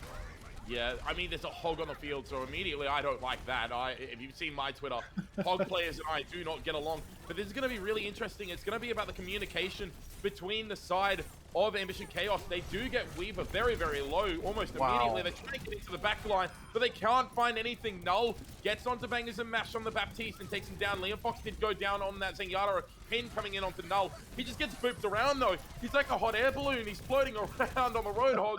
And the point flip will eventually go in favor of the side of DE Supernova. Great play coming out from them. I think for everything I've seen from your Twitter, calling Roadhog a hot air balloon is one of the nicer things you've said. So that's probably a good thing for seeing Null on the Roadhog here tonight. It's working so far, at least for DE Supernova, because there they are in control of this point. And look at Null just standing in the corner looking and waiting for this hook, just seeing what they can do. Meanwhile, Chappadoodle on the high ground looking for that massive lift, and they do get a lot of damage out of that. And meanwhile, Daniel San is rolling into this fight, Harry, discorded. We need to be careful of Maury in the back line as well. Maury's trying to put as much pressure on the back line as they can. And Chappadoodle now power driving onto the point. It's going to be a rush into the back line. They're trying to get onto Null. Null using the hook, unable to find anything in a tactical visor. It hasn't gotten any value yet. Great May wall there to block that line of sight. Going to be an amplification matrix coming in, and Chappadoodle power drives over the point. So now the point control is in favor of Ambition Chaos. But just because they have the point control does not mean they've won this fight yet. Bunny finds Bangers and Mash on the Baptiste. Liam Fox, though, gets taken down in the great pin there. Daniel San unfortunately can't get that kill. And it is going to be, again, the point flipping back in favor of DE Supernova, who have just showed a much better understanding of their composition. Yeah, despite the point flipping there for a little bit of time, 22% on the clock this time, it is again a Supernova win. And we've seen this now multiple times where Supernova have lost the point, but not lost the fight. And Ambition Chaos have been rolling in and trying to deal that damage, but losing enough that they can't decisively win this and push Supernova back into spawn. And it's happening again, I think. And Mori is looking for bangers and mash right now, and Dango-san goes down so quickly. It's going to be a sleep dart onto Null, maybe even an anti-net as well, and the point flips again. That is really sloppy, I think, from the side of Supernova. They didn't need to lose point control there. It's going to be the sim wall being invested. Bangers and mash did get hooked and taken down by Null in the backline. The whole hog comes out, forcing the tanks all the way back, and again, the point flips back in favor of DE Supernova. I don't think they need to give up the point control there, and I think House needs to make a swap off for Symmetra. Yeah, I don't mind that it was only 10 or so percent given over to Ambition Chaos, but you've got to remember that there's always a trade-off, and when you give any percent over to the opposing team, it's going to make a difference, and it's making it a little bit harder for you. And look at the way Supernova are playing right now. So split up here, and it might actually be making a difference with House taking Null out of this fight. Mori is split, looking for a pulse bomb perhaps in the background. It's going to come through. It is actually going to be Transcendence going to use first, and they find House, again, taken out of this fight. Shadow now knocking Mutnik down. There's a bomb in the corner. It's not going to do a lot of damage, but it is going to be very beneficial for zoning. Liam Fox now dropping incredibly low and dying to a fire strike. There's the sides getting used in the background, and that is a Ambition Chaos win right here, with just Supernova looking to do the best they can to stay in control here. Clock hits 99% for Supernova, and it is back in the side of Ambition Chaos, and now Chapadoodle and Bunny are wasting their own time as they roll around here. Better to reset, and that looks like what they're doing, and now the team, Harry, is starting to roll their way back in and try and retake this. Yeah, and that's the thing. Bangers and mash went down very late. Still has the nano boost, was unable to use it, and dies right there to Chapadoodle. Great awareness from Chapadoodle, taking down the main target, the main healer with the ultimate there. Matt using the May ult and really unable to find anything. It gets taken out by Mori. Mori's found 3 in this fight. This is some great play from DE Supernova. They came back in knowing their advantages and knowing who they had to take down first. And Bangers and mash will be unable to use that nano boost for the rest of the map as Supernova steamroll their way through to a 1-0 lead. What a decisive first fight right there. I don't know what else to say apart from the fact that that went all Supernova's way almost the whole time. The only thing that I think I saw that Ambition Chaos did really well was when they were able to split Supernova up, and I think part of that was actually Supernova themselves staying split to allow Ambition Chaos to roll into that fight and to try and to break their way in, which I think was actually the right play for them. I don't think they did anything wrong. They opened up the gates, let Chaos in, shut the gates behind them, and then, closed in on them from all sides. But that was where Chaos were able to take control. And that's why we saw a lot of the point flip over into the favor of Chaos multiple times. Now, in the end, it ended up being Supernova winning, but you can't help but wonder, although they got to 99% before it flipped, what if they hadn't been able to take it back? What if 1 or 2 of those ults hadn't gone off or had been countered, and then Chaos were the ones sitting at 99%? And all of a sudden, you're Supernova and you have Chapadoodle on that side of the map, the rest of the team on that side, and no one really there to actually contest. It's super exciting, Harry, and I think this is only going to get better as we roll into none other than, of course, King's Row.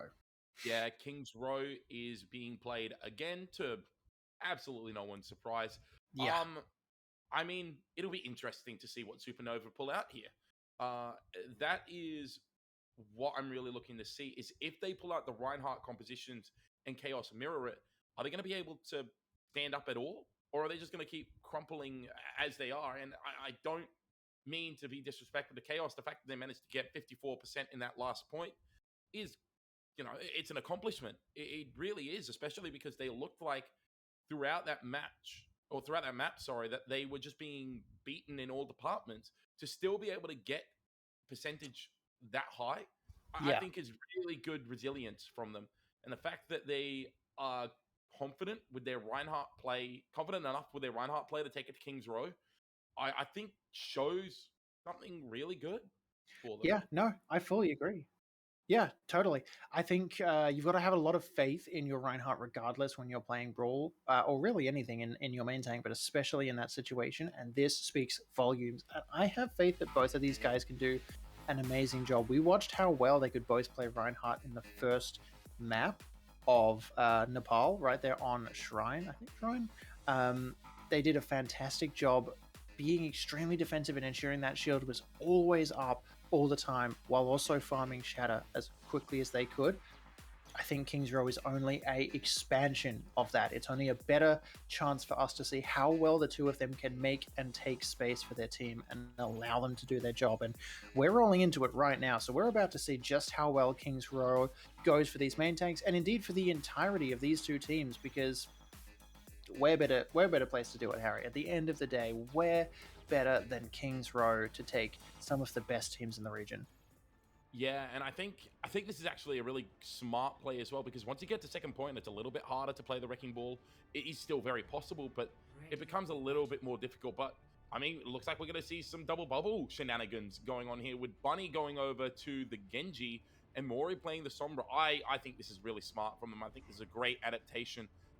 You know, you've proven that you can play the Reinhardt compositions, but you know, if you're more confident on the double bubble comp, then why not play it? Mutnik has shown that he has a formidable Brigida. Mori onto the Ash. We know how deadly he is on this hit scan. And it's going to be up to Ambition Chaos to show us whether they can adapt or not. Yeah, totally. And I fully agree. Chaos are the anvil on which this game is going to be made or break. Break it. Made or break it. That's correct. And it's all in their court. Supernova have everything it takes to bring it to them, so it's going to be them defending this better, attacking this better than the Supernova. Now look at this, Supernova immediately rotating all the way up in the high ground. I wonder if they're going to go for that entire rotation all the way around the top. Yeah, well, that's the right idea here. Yeah, they all got across, and now they're trying to get into the back line. This is actually really smart play coming up from the side of Ambition Chaos. And they find no! That is a huge pick-off.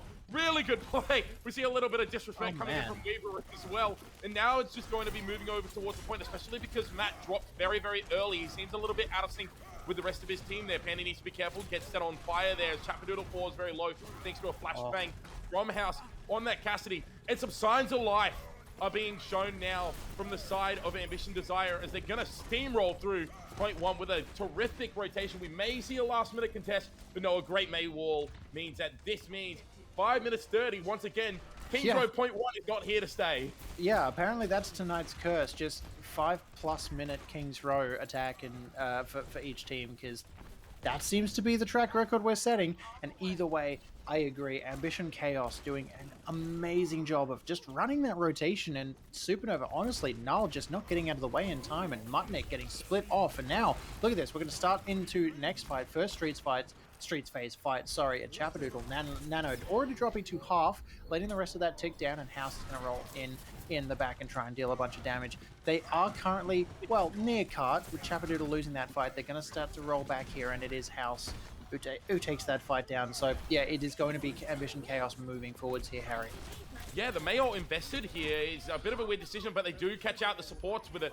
And despite the 3-man ante from Liam Fox, they're still going to continue rolling forward. This has been great aggressive play coming out from Chaos. They look really decisive with what they want to do and what they need to do. A really big heads up to Weaver, who has been all over the map. I mean, he has been everywhere. He's been harassing the front line and Chappadoodle. He has been in the back line protecting his supports, as we see a High Noon now coming out from the side of us. He gets pooped forward a little bit though, but Chappadoodle and Null goes down so quickly. Bunny gets taken down by Matt with a stray headshot, the icicle to the face. Really hard to survive for the Tracer there. As we see a Shadow being lined up right now, we see the personal bubble being used. We see the bubble being used from Chappadoodle. The Shadow comes out, doesn't connect onto Null, and the Graviton Surge is used as well. Mori finds House, but now it's a rush onto Null, who had used their bubble, and the payload has reached point 2. 5 minutes, 20 seconds left. The attacks on Kings Row thus far have been absolutely insane, Sdogga.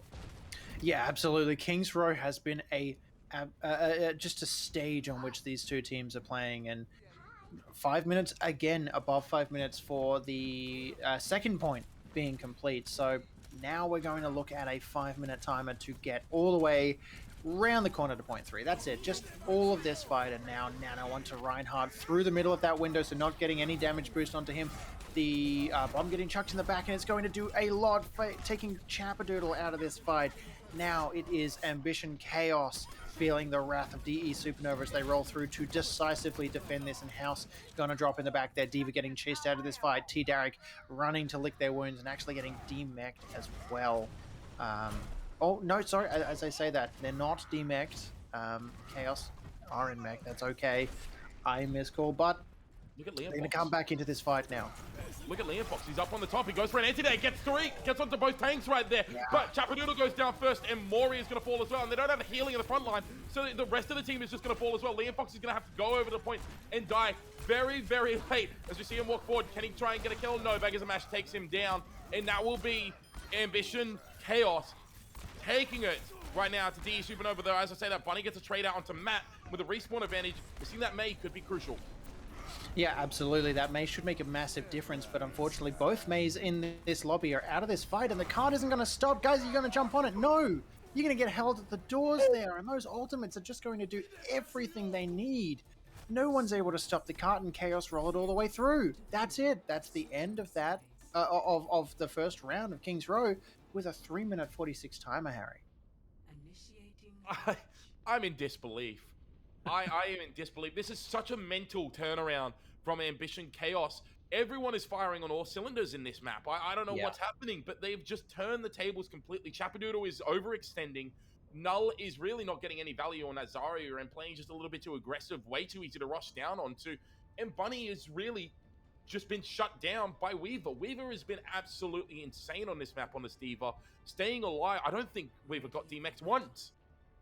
No, absolutely. I don't think they did at all. I called it, but I was incorrect when I said that. They didn't get demec'd, as far as I know, at all, and that speaks volumes for the way that they attacked this point, and the way that Supernova just didn't really stop them, didn't really defend at all. I mean, they definitely defended, but their defense never had the chance to get positioned and started and do anything major.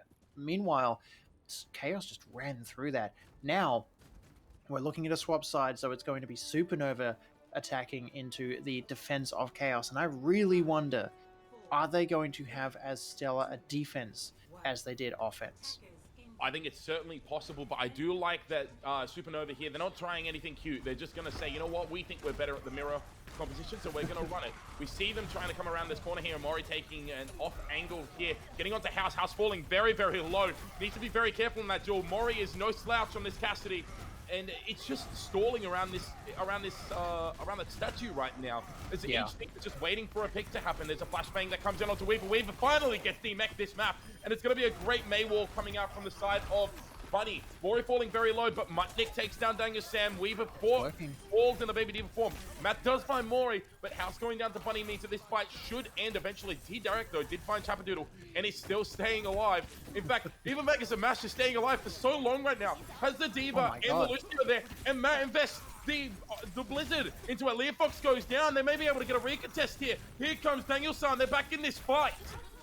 This is looking like a recontest, Harry. Daniel-san is back. There's 4. And now, as Supernova are just regrouping, they're actually choosing to roll back off of this point and regroup with their team. So there are no ticks on the point, considering that almost all of Ambition Chaos dropped out of that fight.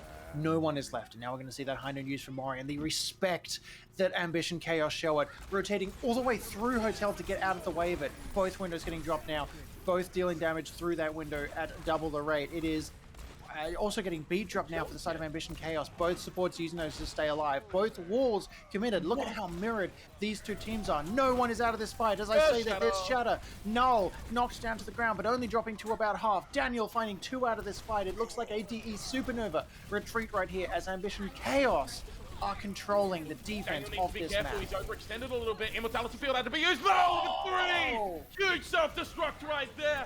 That is great play. Really understanding that Daniel-san had gotten a little bit too aggressive. The freeze came in and Immortality Field had to be used. Throwing the bomb in the back line. 3 kills instantly. Great play from DE Supernova, who looked like they were on the back foot. And now they're back and they've won the point. What a turnaround from an absolute lost fight right there.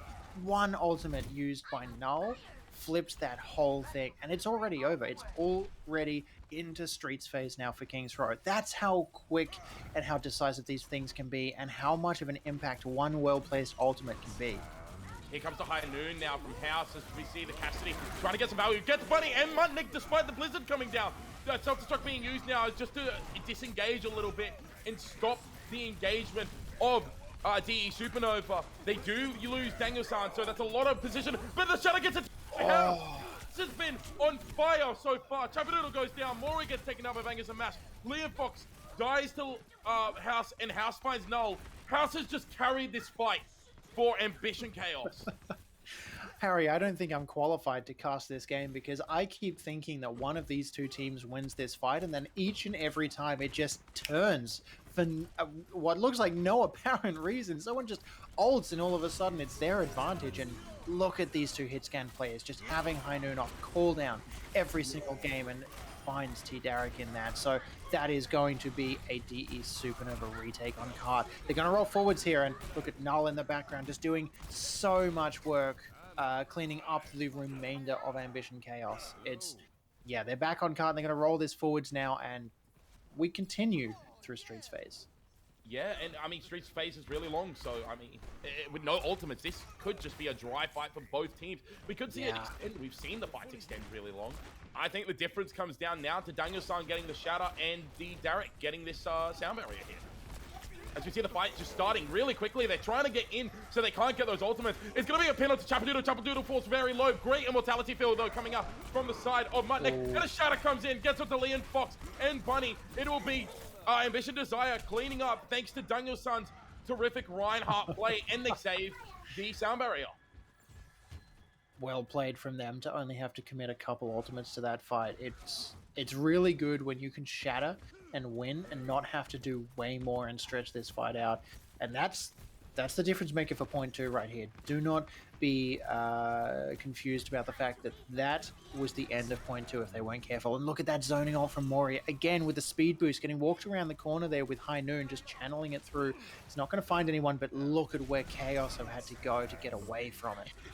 And look at this, it's like an Uno reverse card right now. They walk into them with a High Noon, almost take down Bunny. Bunny has to go into the ice block there. Mori goes very, very aggressive, and it's an amplification matrix from both sides. Now it's the immortality fields being forced out. Earthshatter coming out in the Blizzard as well. But the Blizzard and Mac got eaten by Null. That's a great D.Va play. Mori cleans up from the Blizzard, finding a house anti-Derek. Leon Fox takes out Daniel-san. Null finds Matt, and the only kill coming from Ambition Desire in that fight was Matt finding Mutnik after the ult was eaten. That is incredible play, and the off-tank's really showing off today. Yeah, you know, Harry, I've got to be really grateful to these two teams for having really short fights on behalf of you so that you get the chance to have another breath. But I just want to really quickly point out how well these two High Noons zone each other. And as I say that, there's that bomb getting thrown in and it only finds the immortality lamp, but that is a massive advantage. And off goes Chapadoodle taking off goes Daniel-san taking Chapadoodle off the map there. So Cart continues to roll on around the corner, and look, I'm looking forward to seeing another stinky cheese reveal on those two High Noons just forcing each other away. Yeah, but the key thing is they traded 2 for 2. It was a really smart charge by Daniel-san, actually. Yeah. Because now he has another Earth Shatter, and it stopped the rest of the team from advancing and taking out the rest of the team. Now it's going to be a bomb engage coming in from the side of Desire Ambition. Desire Chaos, sorry. It doesn't get any value, and the Shatter gets blocked as well. Chapadoodle doing really good at playing around that amplification matrix, but Null gets taken down. House got taken down earlier in the fight, so the Cassidy is missing for the side of Ambition Chaos. It's going to be a Blizzard being thrown out, and it forces to disengage. Mori gets taken down. It's a great boot from T-Darek trying to force Chapadoodle back into the fight, but they get the disengage, and I do not think that DE Supernova will try and chase this. Yeah, DE Supernova have to get out and regroup here before they have any further losses. They only have 1:20 on the clock here, so they need to make each one count because they will be gone like that. Oh no. That's that window getting used as well as High Noon to ensure that they find picks, but there's the immortality lamp in place and they wait it out, finding T-Darek throughout this. Damage boosting window pretty useless when you're away from where that window is, and it is Supernova pushing through to take this. Now the cart might actually roll all the way to point before anyone's able to get on, and it looks like it's going to. They're going to try and touch. There's the beat, but no. Supernova stay on cart long enough, and Ambition Chaos cannot touch.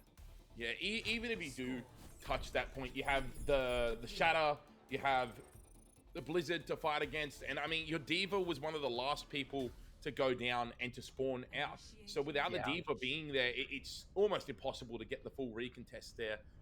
But props for the defense. They're showing their fight today, our Ambition Chaos. Only a minute for DE Supernova to attack. And considering how long it took them to actually get first point, the longest we've seen first point all day today. Yeah. A minute might not be enough. If you wanted to call it after map 1, after Nepal, fair enough, but this is proof that although that control map might not have gone the favor of Ambition Chaos, it is by all means not a one-sided fight here, and Chaos have every bit what it takes to bring the fight to Supernova and potentially even more. Now, we flip sides here, so it is Chaos on defense and Supernova looking to attack. And again, we see May, Diva, Cassidy, Baptiste. It's a really solid, mainstay of both the attacking and defensive teams here. And yeah, not really going to change anything up. Just chill there and do what you know best. And I think there's a lot to say for doing what you know best, for playing a comp you know really well. Yeah, I mean, great fire strike coming in. Null didn't get the E, so Daniel-san has just a little bit of an advantage. And now it's a flank. They're just getting so aggressive here.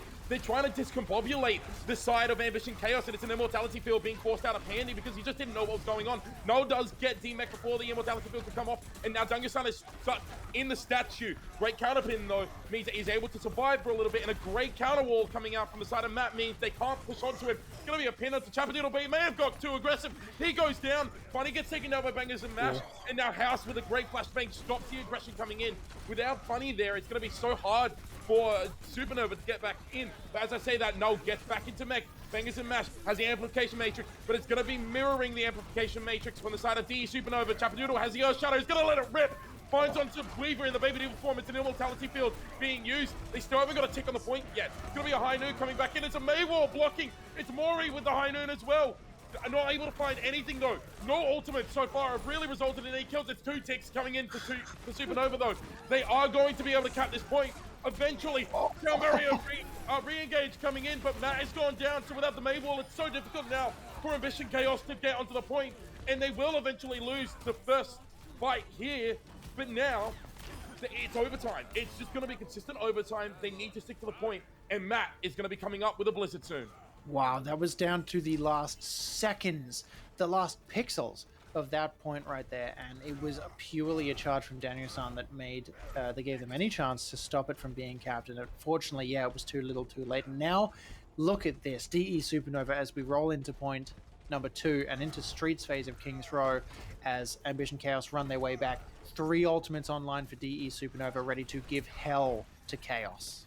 Yeah, I mean, they need to play aggressive here. Chaos need to play aggressive. They can't let Matt get onto that Blizzard. It's going to be a great May wall up there, but it does buy time for the Blizzard. It's going to be an Earth Shadow, and the Blizzard being used. That's a huge shadow coming out from Chapadoodle. Chapadoodle does go down to House. The Immortality field has done a pretty good job mitigating a lot of the damage.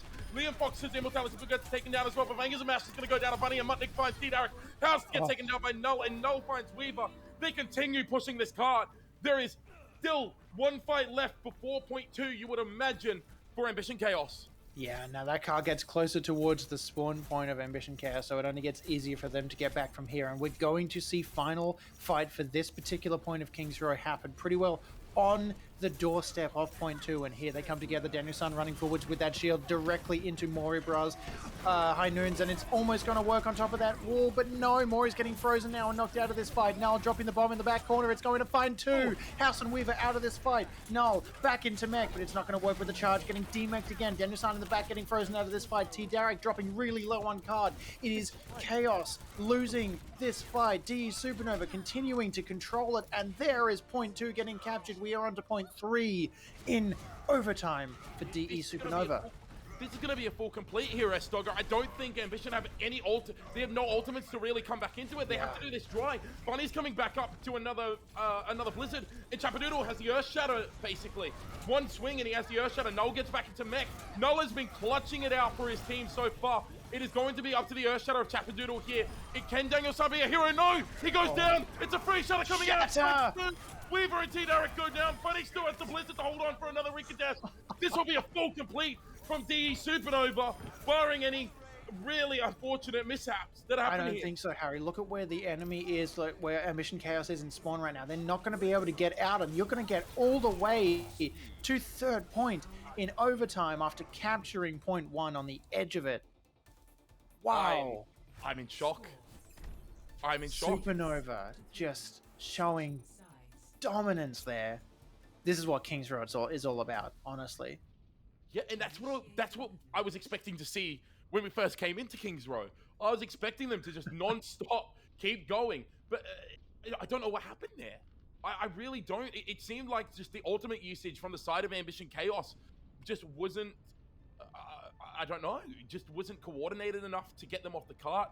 Matt's Blizzard, while it was good, really only caught on to 2 people, and both of those people were not really high-value targets. Both the supports were still outside. They were still providing a lot of support and healing to the rest of their team. And we saw, again, Null with a huge bomb. He secured the first point for them in their first attack, and now he secures the second point for them in their second attack. Absolutely incredible off-tank play coming from both teams, and we may see a pause in a second. No, we will not. I think that was just a incorrectly typed joke in chat, perhaps, or something along those lines. We expected a pause but did not see one, and that's okay, because I am chomping at the bit, frankly, to see this game get played. We're back to where we started with Supernova now on defense, so it is Ambition Chaos running into the absolutely stellar players for DE Supernova, and yeah, here we go. Here's where the fight starts, and yeah, we see a little bit of, I was going to say we see something different, but no, it's the mainstay. I think you need to win this first fight if you are Ambition, and unfortunately losing House is not a good start for that. Immortality Field gets forced out, but it wasn't in a good position, and everyone is just going to fall. That was so quick. Yeah. That's not good if you're Ambition Chaos right now, because losing that first fight gives DE Supernova so much momentum. Yeah, not good at all, because you are sitting in spawn going, heck, what do we do now? Supernova, they know how to defend this really well, and apparently they know how to attack it really well too, and they are going to do their best to ensure that Kings Row stays at 6-3. And here we go. They're going to roll in now, and it's going to be Chaos moving through Hotel, and double done from the Macacity. It's an Earthshatter. It actually catches onto 3. I have no idea how that catches onto 3 people. It's a great wall. Chapadoodle was caught in the Hotel with him, and Chapadoodle's going to go down. That's a really key pick-off for the side of Ambition Chaos, and if I Liam Fox as well. That is 2 huge pick-offs to House. House of Cassidy has just dragged them through, and what looked like it could be a disaster has turned into a fight win on the back of House.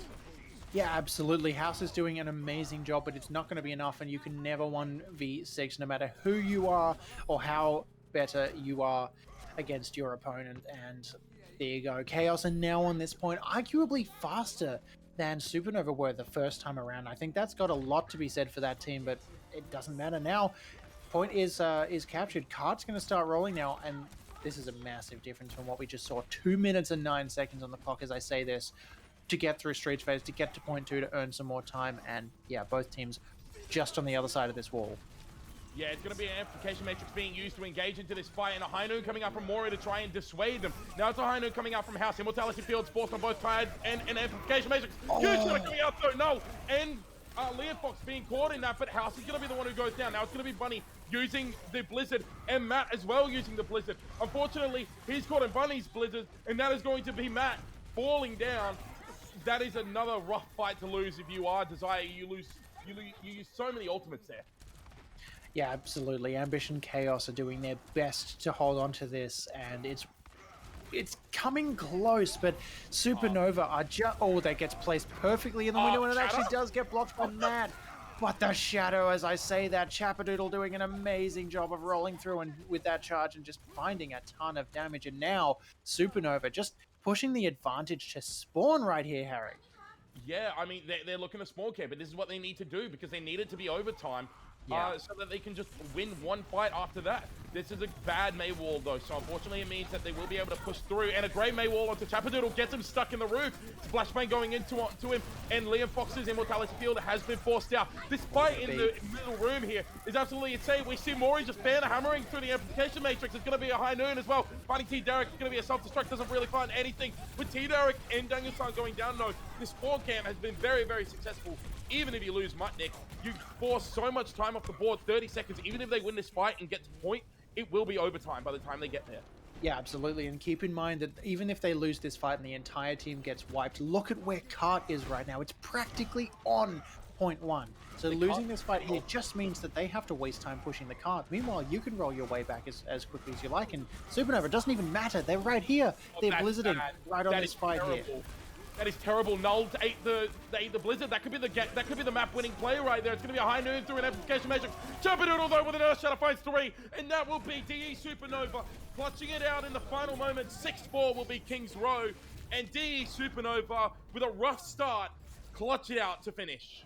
Yeah, that is it, and that is decisive from Supernova, doing an amazing job of retaking that fight with just clean, perfect ultimate usage, amazing placement, amazing positioning, just rolling around this point like they own it, and at this point, they genuinely do, doing an amazing job. That's not to say that Chaos aren't doing great, they have done fantastically, but Supernova are just a team, a force to be reckoned with. Yeah, no, I mean, if you look at that map, it really was just Daniel-san, and especially Weaver as well, really flexing their muscles on that tank role, on the main tank and on the off tank. I genuinely, for almost all of that map, you could see Danny and Weaver really outplaying Chapadoodle and Null for the most part. Null obviously clutched up a couple of times, but consistency there was definitely in favor of Weaver and Daniel-san until after that point capture. I think what happened is after they lost the third point in that first attack, they kind of boomed themselves a little bit. They may have overthought what was happening and just couldn't stop the snowball from then. So hopefully what we see now as we go over to Route 66 is the continued mental fortitude that we saw from them at the start of Kings Road. I think totally that if we see that, we're all good. Yeah. For sure, yeah. These two teams have exactly what it takes, but I fully agree with you in that these players are just using what skill they have on a particular character to absolute perfect potential. Chapadoodle repeatedly landing amazing shatters. Null with those bombs for the side of Supernova, just each and every time either zoning the opponent in the perfect way or landing multiple picks with it. As you said, Daniel-san and Weaver doing an amazing job of playing the tank composition. And I've got to say as well, House, Matt, and the supports for Chaos, they're certainly not slacking either. I've seen repeated quality beats. Look at these two Baptiste players always putting down their windows both in the same place and at the same time, to the point where you hear the voice lines being said by both characters almost as if in echo, like you're standing in a bathroom or something. It's been fantastic how close these two teams are playing. And I think, like I said at the start, it's only coming down to individual skill differences and moments in time where, you know, a bomb goes off here or a high noon isn't blocked there. We're going to roll into Route 66. So, excuse me, so arguably this should shake up everything way, way, way more. We should see some different compositions and maybe some dive or maybe something even more unique here. I think we'll be seeing Chaos stick with that Reinhardt composition. They look really comfortable on it. And I mean, we saw how confident they were with it in that last map. Unfortunately, I think Route 66 lends towards a lot more of the Chaos composition is what I'm going to call it, of the Ball, the Hog, the Tracer. And I think if Mori gets on Tracer, Chapadoodle on board, Bunny playing whatever Bunny really wants to play, it's going to be so difficult for Chaos to run that rush composition. But they could prove me wrong. And I mean, they already have proved me wrong by making Kings Row so close. Yeah, no, totally. Especially not at full power as well, because remember, they do have two subs at the moment, House and Bangers and Mash, being substitutes, not really having a lot of synergy with the team. To be able to pull out a scorecard like that on Kings Row really is quite remarkable. Yeah, I fully agree. They've done an amazing job of making this look easily givable to either side. Like, I don't think, despite the fact that Supernova have 2 points on the board, 2-0 for Chaos, that this is just a Supernova 3-0. I would not give them that at all, because I think Chaos just are a force to be reckoned with as much as Supernova are. And look, I'm really excited to go into this map because I know that this map should play differently. And we can already see that in the compositions picked here. We have Wrecking Ball, Sigma. There's a double hit scan, arguably, of Mori and Bunny here as well. And this is all for the defensive side of Ambition Chaos. I apologize, of DE Supernova on the defensive side. Ambition Chaos attacking this. Meanwhile, double bubble attack with House on Hanzo. So this is very different to what we've already seen on Kings Row. Yeah, I mean, Matt on the Tracer, it was what we needed to watch out for when we were doing the player introductions. And considering this is the first time we've seen it on this game, it's quite amazing, really. if you have so much stock in it. That's a great little dive from Daniel-san there, just taking a little bit of space. And a great pile drive from Chapadoodle almost isolates Bangers and Mash. In fact, it fully isolates Bangers and Mash. That's a great execution of the dive on the target of the Ana there, really being unable to get any value in its healing whatsoever. And now we need Daniel-san to be careful. Chapadoodle gets taken down by Matt. House goes down to Bunny, and it will eventually be the fight win for DE Supernova, but they have lost Chapadoodle. Yeah, absolutely. And while they're here on point, it is certainly not decisively taken. I mean, look at Matt just running around here. Well, I was going to say, look at Matt, who was running around here. Not look at Matt. Just staying alive for as long as they did and kind of just chipping that card forward ever so slightly. Unfortunately, Matt just deleted out of this fight. But that's what Tracer is like. You're either doing amazingly or getting picked off. And as I say that, it was going to point at Mori for doing that. And Mori is doing amazing work taking House out of this fight. Look at this entire fight being taken at the doors of Ambition Chaos's spawns. And now check it out, Bunny's standing on the side here looking for that. Maybe an early pulse bomb here. Almost certainly that's going to get committed next fight, and Chaos licking the wounds are going to have to roll out almost from scratch here. Yeah, they're playing too slow, and that's the issue. Again, they're in this corridor. They're trying to push up against the Zen spamming. They're trying to push up against the Dynamite of the Ash, the Sigma spam. That's a pulse bomb coming in, gets onto T-Darek. T-Darek goes down. It's going to be a Graviton Flux. Doesn't really find anything, but the Nano boosted Monkey doesn't find anything either, especially with the Transcendence being used. That forced out Nano and Primal, and I mean, he's trying to get onto Mori a little bit, but Mori has just done a really good job. Bangers and Mash goes down. Mori does get stuck with the pulse bomb and goes down. A little bit too aggressive there, and Matt is able to find that. But again, they're just playing so slow, and House gets taken down by Bunny. It's not looking good for Ambition Chaos at the moment. Yeah, but looking at this whole fight here, it is kind of a case of winning the war, losing the fight. You know, they may well be taking these individual differences, and Matt landing that pulse bomb, for example, and so on. But the card hasn't moved, and Supernova are just a stalwart on the side at this point, not getting taken off.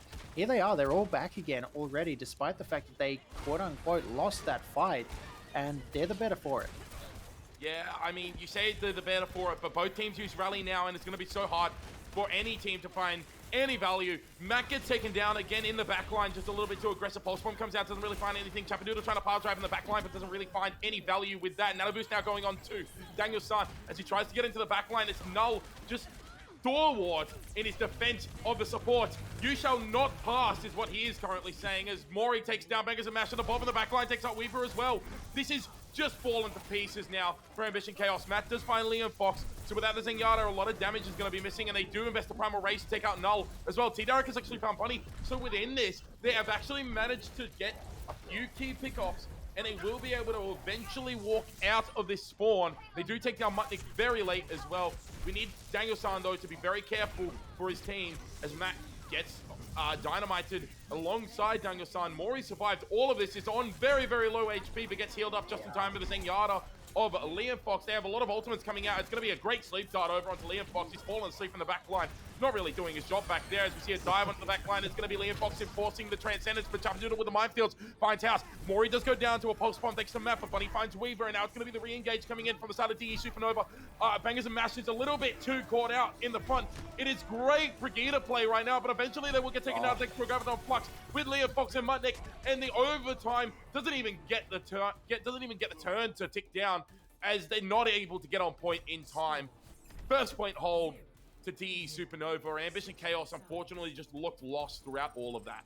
Yeah, take your breath, Harry. I'll take it from here. That went so well in favor of DE Supernova throughout all of that. And I've got to point out, like the last thing I was saying was how well DE Supernova was standing on that corner, just on the edge of the first attacking corner, where that high ground is, just staying there the entirety of the time, despite the fact that they, quote unquote, potentially lost that fight, and you know, some of their players were getting picked off. Did not make a difference. They stayed there long enough that they were able to get whoever they lost, whether that was Mori, Bunny, Liam Fox, Mutnik, out of that fight. They were able to come back, and they were able to regroup prior to Chaos pushing the cart around the corner. And I think, personally, that is a major benefit for the fact that they were able to stay there and to stop I was going to say the wrong team. They were able to stay there and stop Chaos from pushing any further. Now we see Chaos are starting on this defense, and I'm going to continue to talk because Harry is currently not with us with a unfortunate power loss. He'll be right back, but I'm going to continue to ramble, and you guys can listen to me as I say that. Well, now it's a Chaos defense. We see the Soldier 76 played by House, and look at where Matt is, and record that in your memory well, because Matt is waiting to burn someone in the back. Meanwhile, DE Supernova, Bunny, on that Genji, we see Torbjorn turret on card, 2 shields worth of lovely protective goodness. Daniel-san jumping in to start this fight. Heal boosted as well from the Ana in the back. It's going to be very beneficial, but it's not going to really do too much in the way of taking people out of this fight, and already 50% plus on the way through to getting to this part of the point. Turret is just doing all of the work and finding Matt entirely out of this fight, and now it is Supernova looking like they're going to win this, as Chaos just standing on those high grounds looking for something, anything that they can do. Daniel forced out of this fight. Card has not stopped. Guys, get down there, get on that card and stop this. BN is almost out of this fight, and it is right at the last moment. 2 meters on card. That's 2 getting taken out by Chaos. This is what they need. Chappadoodle finding Weaver here, but that's okay. It is Chaos a meter 29 away from losing this entire game. Do finally stop card as we welcome Harry back in. Yes, unfortunately, a little bit of technical issues that I will show after the stream. But yeah, I mean, great hold there by Ambition Chaos just to get there in the last hour. Really, it was their last stand, and now we're going to see a lot of ultimates coming in on the side of DE Supernova. We have the Blade coming up from Bunny. We almost see the Shadow coming up, but immediately it's going to be bursting down Null. Null gets taken down, and with an anti-nade going on to Chappadoodle, he falls very low as well. Nano boost into the back line now for the Monkey. Daniel-san going all the way in, trying to get as much value from that nano boost as possible. He's really unable to find any kills. As I say that though, Leon Fox goes down thanks to Daniel-san in the back line running amok. It is absolutely bananas for him. Chaos need this. This is exactly what they need to be doing, and they need to do this on repeat, and they need to churn those ultimates out because the card is slowly, thankfully, rolling backwards like a breath of fresh air, giving them a little bit of space to work with. Again, it is only 1 fight's worth away, but they need all the space they can, and now Daniel's going to commit onto this fight. Pulse will actually put down on a turret. It's going to find that Bunny. Gonna jump in into a grab. That nano, and that nano blade is going to be completely useless, and Chappadoodle sitting on the high ground like, oh crap, what do I do now? Dropping that damage boost now. Shatter gets put onto Daniel-san, but Weaver is there to support. T. Derek is there to support, and Daniel-san is the one finding Null taken out of this fight. Mori forced to use the Torbjorn ultimate all over this point. Put down that turret as well, and Supernova look like they are going to retake this here, Harry. Yeah, they're going for the hammer kill right now. They're trying to rank it to Chappadoodle first too, though. Mori gets the hammer kill onto the Brigida, and this is just falling apart now for Ambition Chaos. He's going it again. Don't do it to Mori. Don't get another hammer kill. It doesn't matter. DE Supernova will take the 3rd map in the series, just as we thought that Chaos were finally stabilizing again. Wow, I thought for a second there that Chaos were going to be able to control that a little bit further, but Supernova are they're just so strong as they push through fights like this. They are able to stay alive so much longer than you would expect, and to deal damage beyond what you'd be able to expect them to do. And it shows repeatedly. They come through and they win these fights time and time again. And I am very impressed that, I'm very impressed in Chaos, but I'm very impressed that Supernova were able to take that with a very well-deserved 3 points. Now, of course, you can't see Harry over here to my side, but he is here. Unfortunately, that's what happens when you lose power. He got back in time to see the end of that fight, and that's really what matters, I think, in my opinion. Yes, unfortunately, my cat decided that my power cord was a terrific little toy to play with. So yeah, that's what happened there. I'm currently holding my cat. We need to invent cat-proof cables. We do. We really do. But no, I mean, I came back to see what was important, and that was the 3 fights that occurred in that little time span there of Ambition Chaos actually putting up a very decent fight, and unfortunately they just mismanaged their ultimates a little bit towards the end, and we were individually outplayed, which it happens sometimes, you know. You'll be looking at your attack and going, well, we could have done better, but I think given the fact that you had 2 substitutes in, you had to pull your last player in within 10 minutes. Which is always the way, right? Yeah, and you were against a very high-skilled team in DE Supernova. I think they've done a fantastic job, and I give them a round of applause, honestly, because it was a hell of a fight. Yeah, absolutely. That was such a fun game to watch, and I'm really glad I got to be a part of it. And honestly, despite the fact that Chaos came out with the 0 on the side of the scoreboard, I think they have a lot to be proud of because they took it and they stuck it to the man, and they did an amazing job of taking a lot of those fights, especially throughout maps like King's Row, where it almost looked like Supernova were the ones that had no idea what they were doing and were always on the back foot. So massive props to both of those teams. Huge congratulations to Supernova on the win. I think they've done an amazing job tonight, and that spells out the end of our stream for tonight and the end of our streamed games. So Harry, thank you so much for joining me. I really appreciate casting alongside you and with you. You're a fantastic caster, and it's always a great time. Thanks as well to both of the teams that we got to watch. Yeah, massive thanks to you as well, Sdogga, for casting alongside me and covering Anytime, for me in my time of need, in my time of kitten-dominated time. I told you to take a breath while I took it, and I didn't realize you were going to take that literally. I thought that just meant, just go, I didn't think you were going to leave. Trust me, there was no breastfeed, there was no oxygen in my system. I was panicking. Thank God you came back, is all I can say, because I don't know how I would have done the rest of that game without you. Thank you so much to everyone who's watching as well. Without you guys, it would be a different kind of stream. Not as much fun. We'll roll through to finishing off now, as the only thing we have left to do are a few thank yous, of course, to everyone involved, because there are a lot of people behind the scenes that do a lot of the things that you get to see tonight. So a very quick thank you goes out to AOESports and Koalas Esports. Bees and Gat and myself are the main powerhouses behind both of these organizations. Of course, AOE are the ones that organize and run and moderate all of these tournaments that you guys get to see, and we're the ones that stream them, so there's a decent partnership there, and a lot of people that do some significant work. Of course, we have a similar set of people, Bees, Gat, and Raiden, as the AOE stuff, and all of the rest of the AOE stuff, who tonight, while we've been live, have been sitting in voice channels, helping moderate, give advice on rules, and so on to all of the other teams playing out there. Of course, we had Temporalic behind the camera tonight, the unsung hero, the one you haven't heard from as we ramble our guts out. Temporalic on the camera, on the stream. Thank you so much for your stream tonight. We've got Harry, and it does say Vocalize there, but unfortunately Vocal couldn't join us tonight, so you've got My Ugly Mug in his place. And then we have the rest of tonight's stream. Gat, Shadow, Temporalic, and myself work on a lot of the tech stuff. Big thank you to the AOE patrons who help pay for all of the administrative costs and any prize pools and so on that end up going to these tournaments.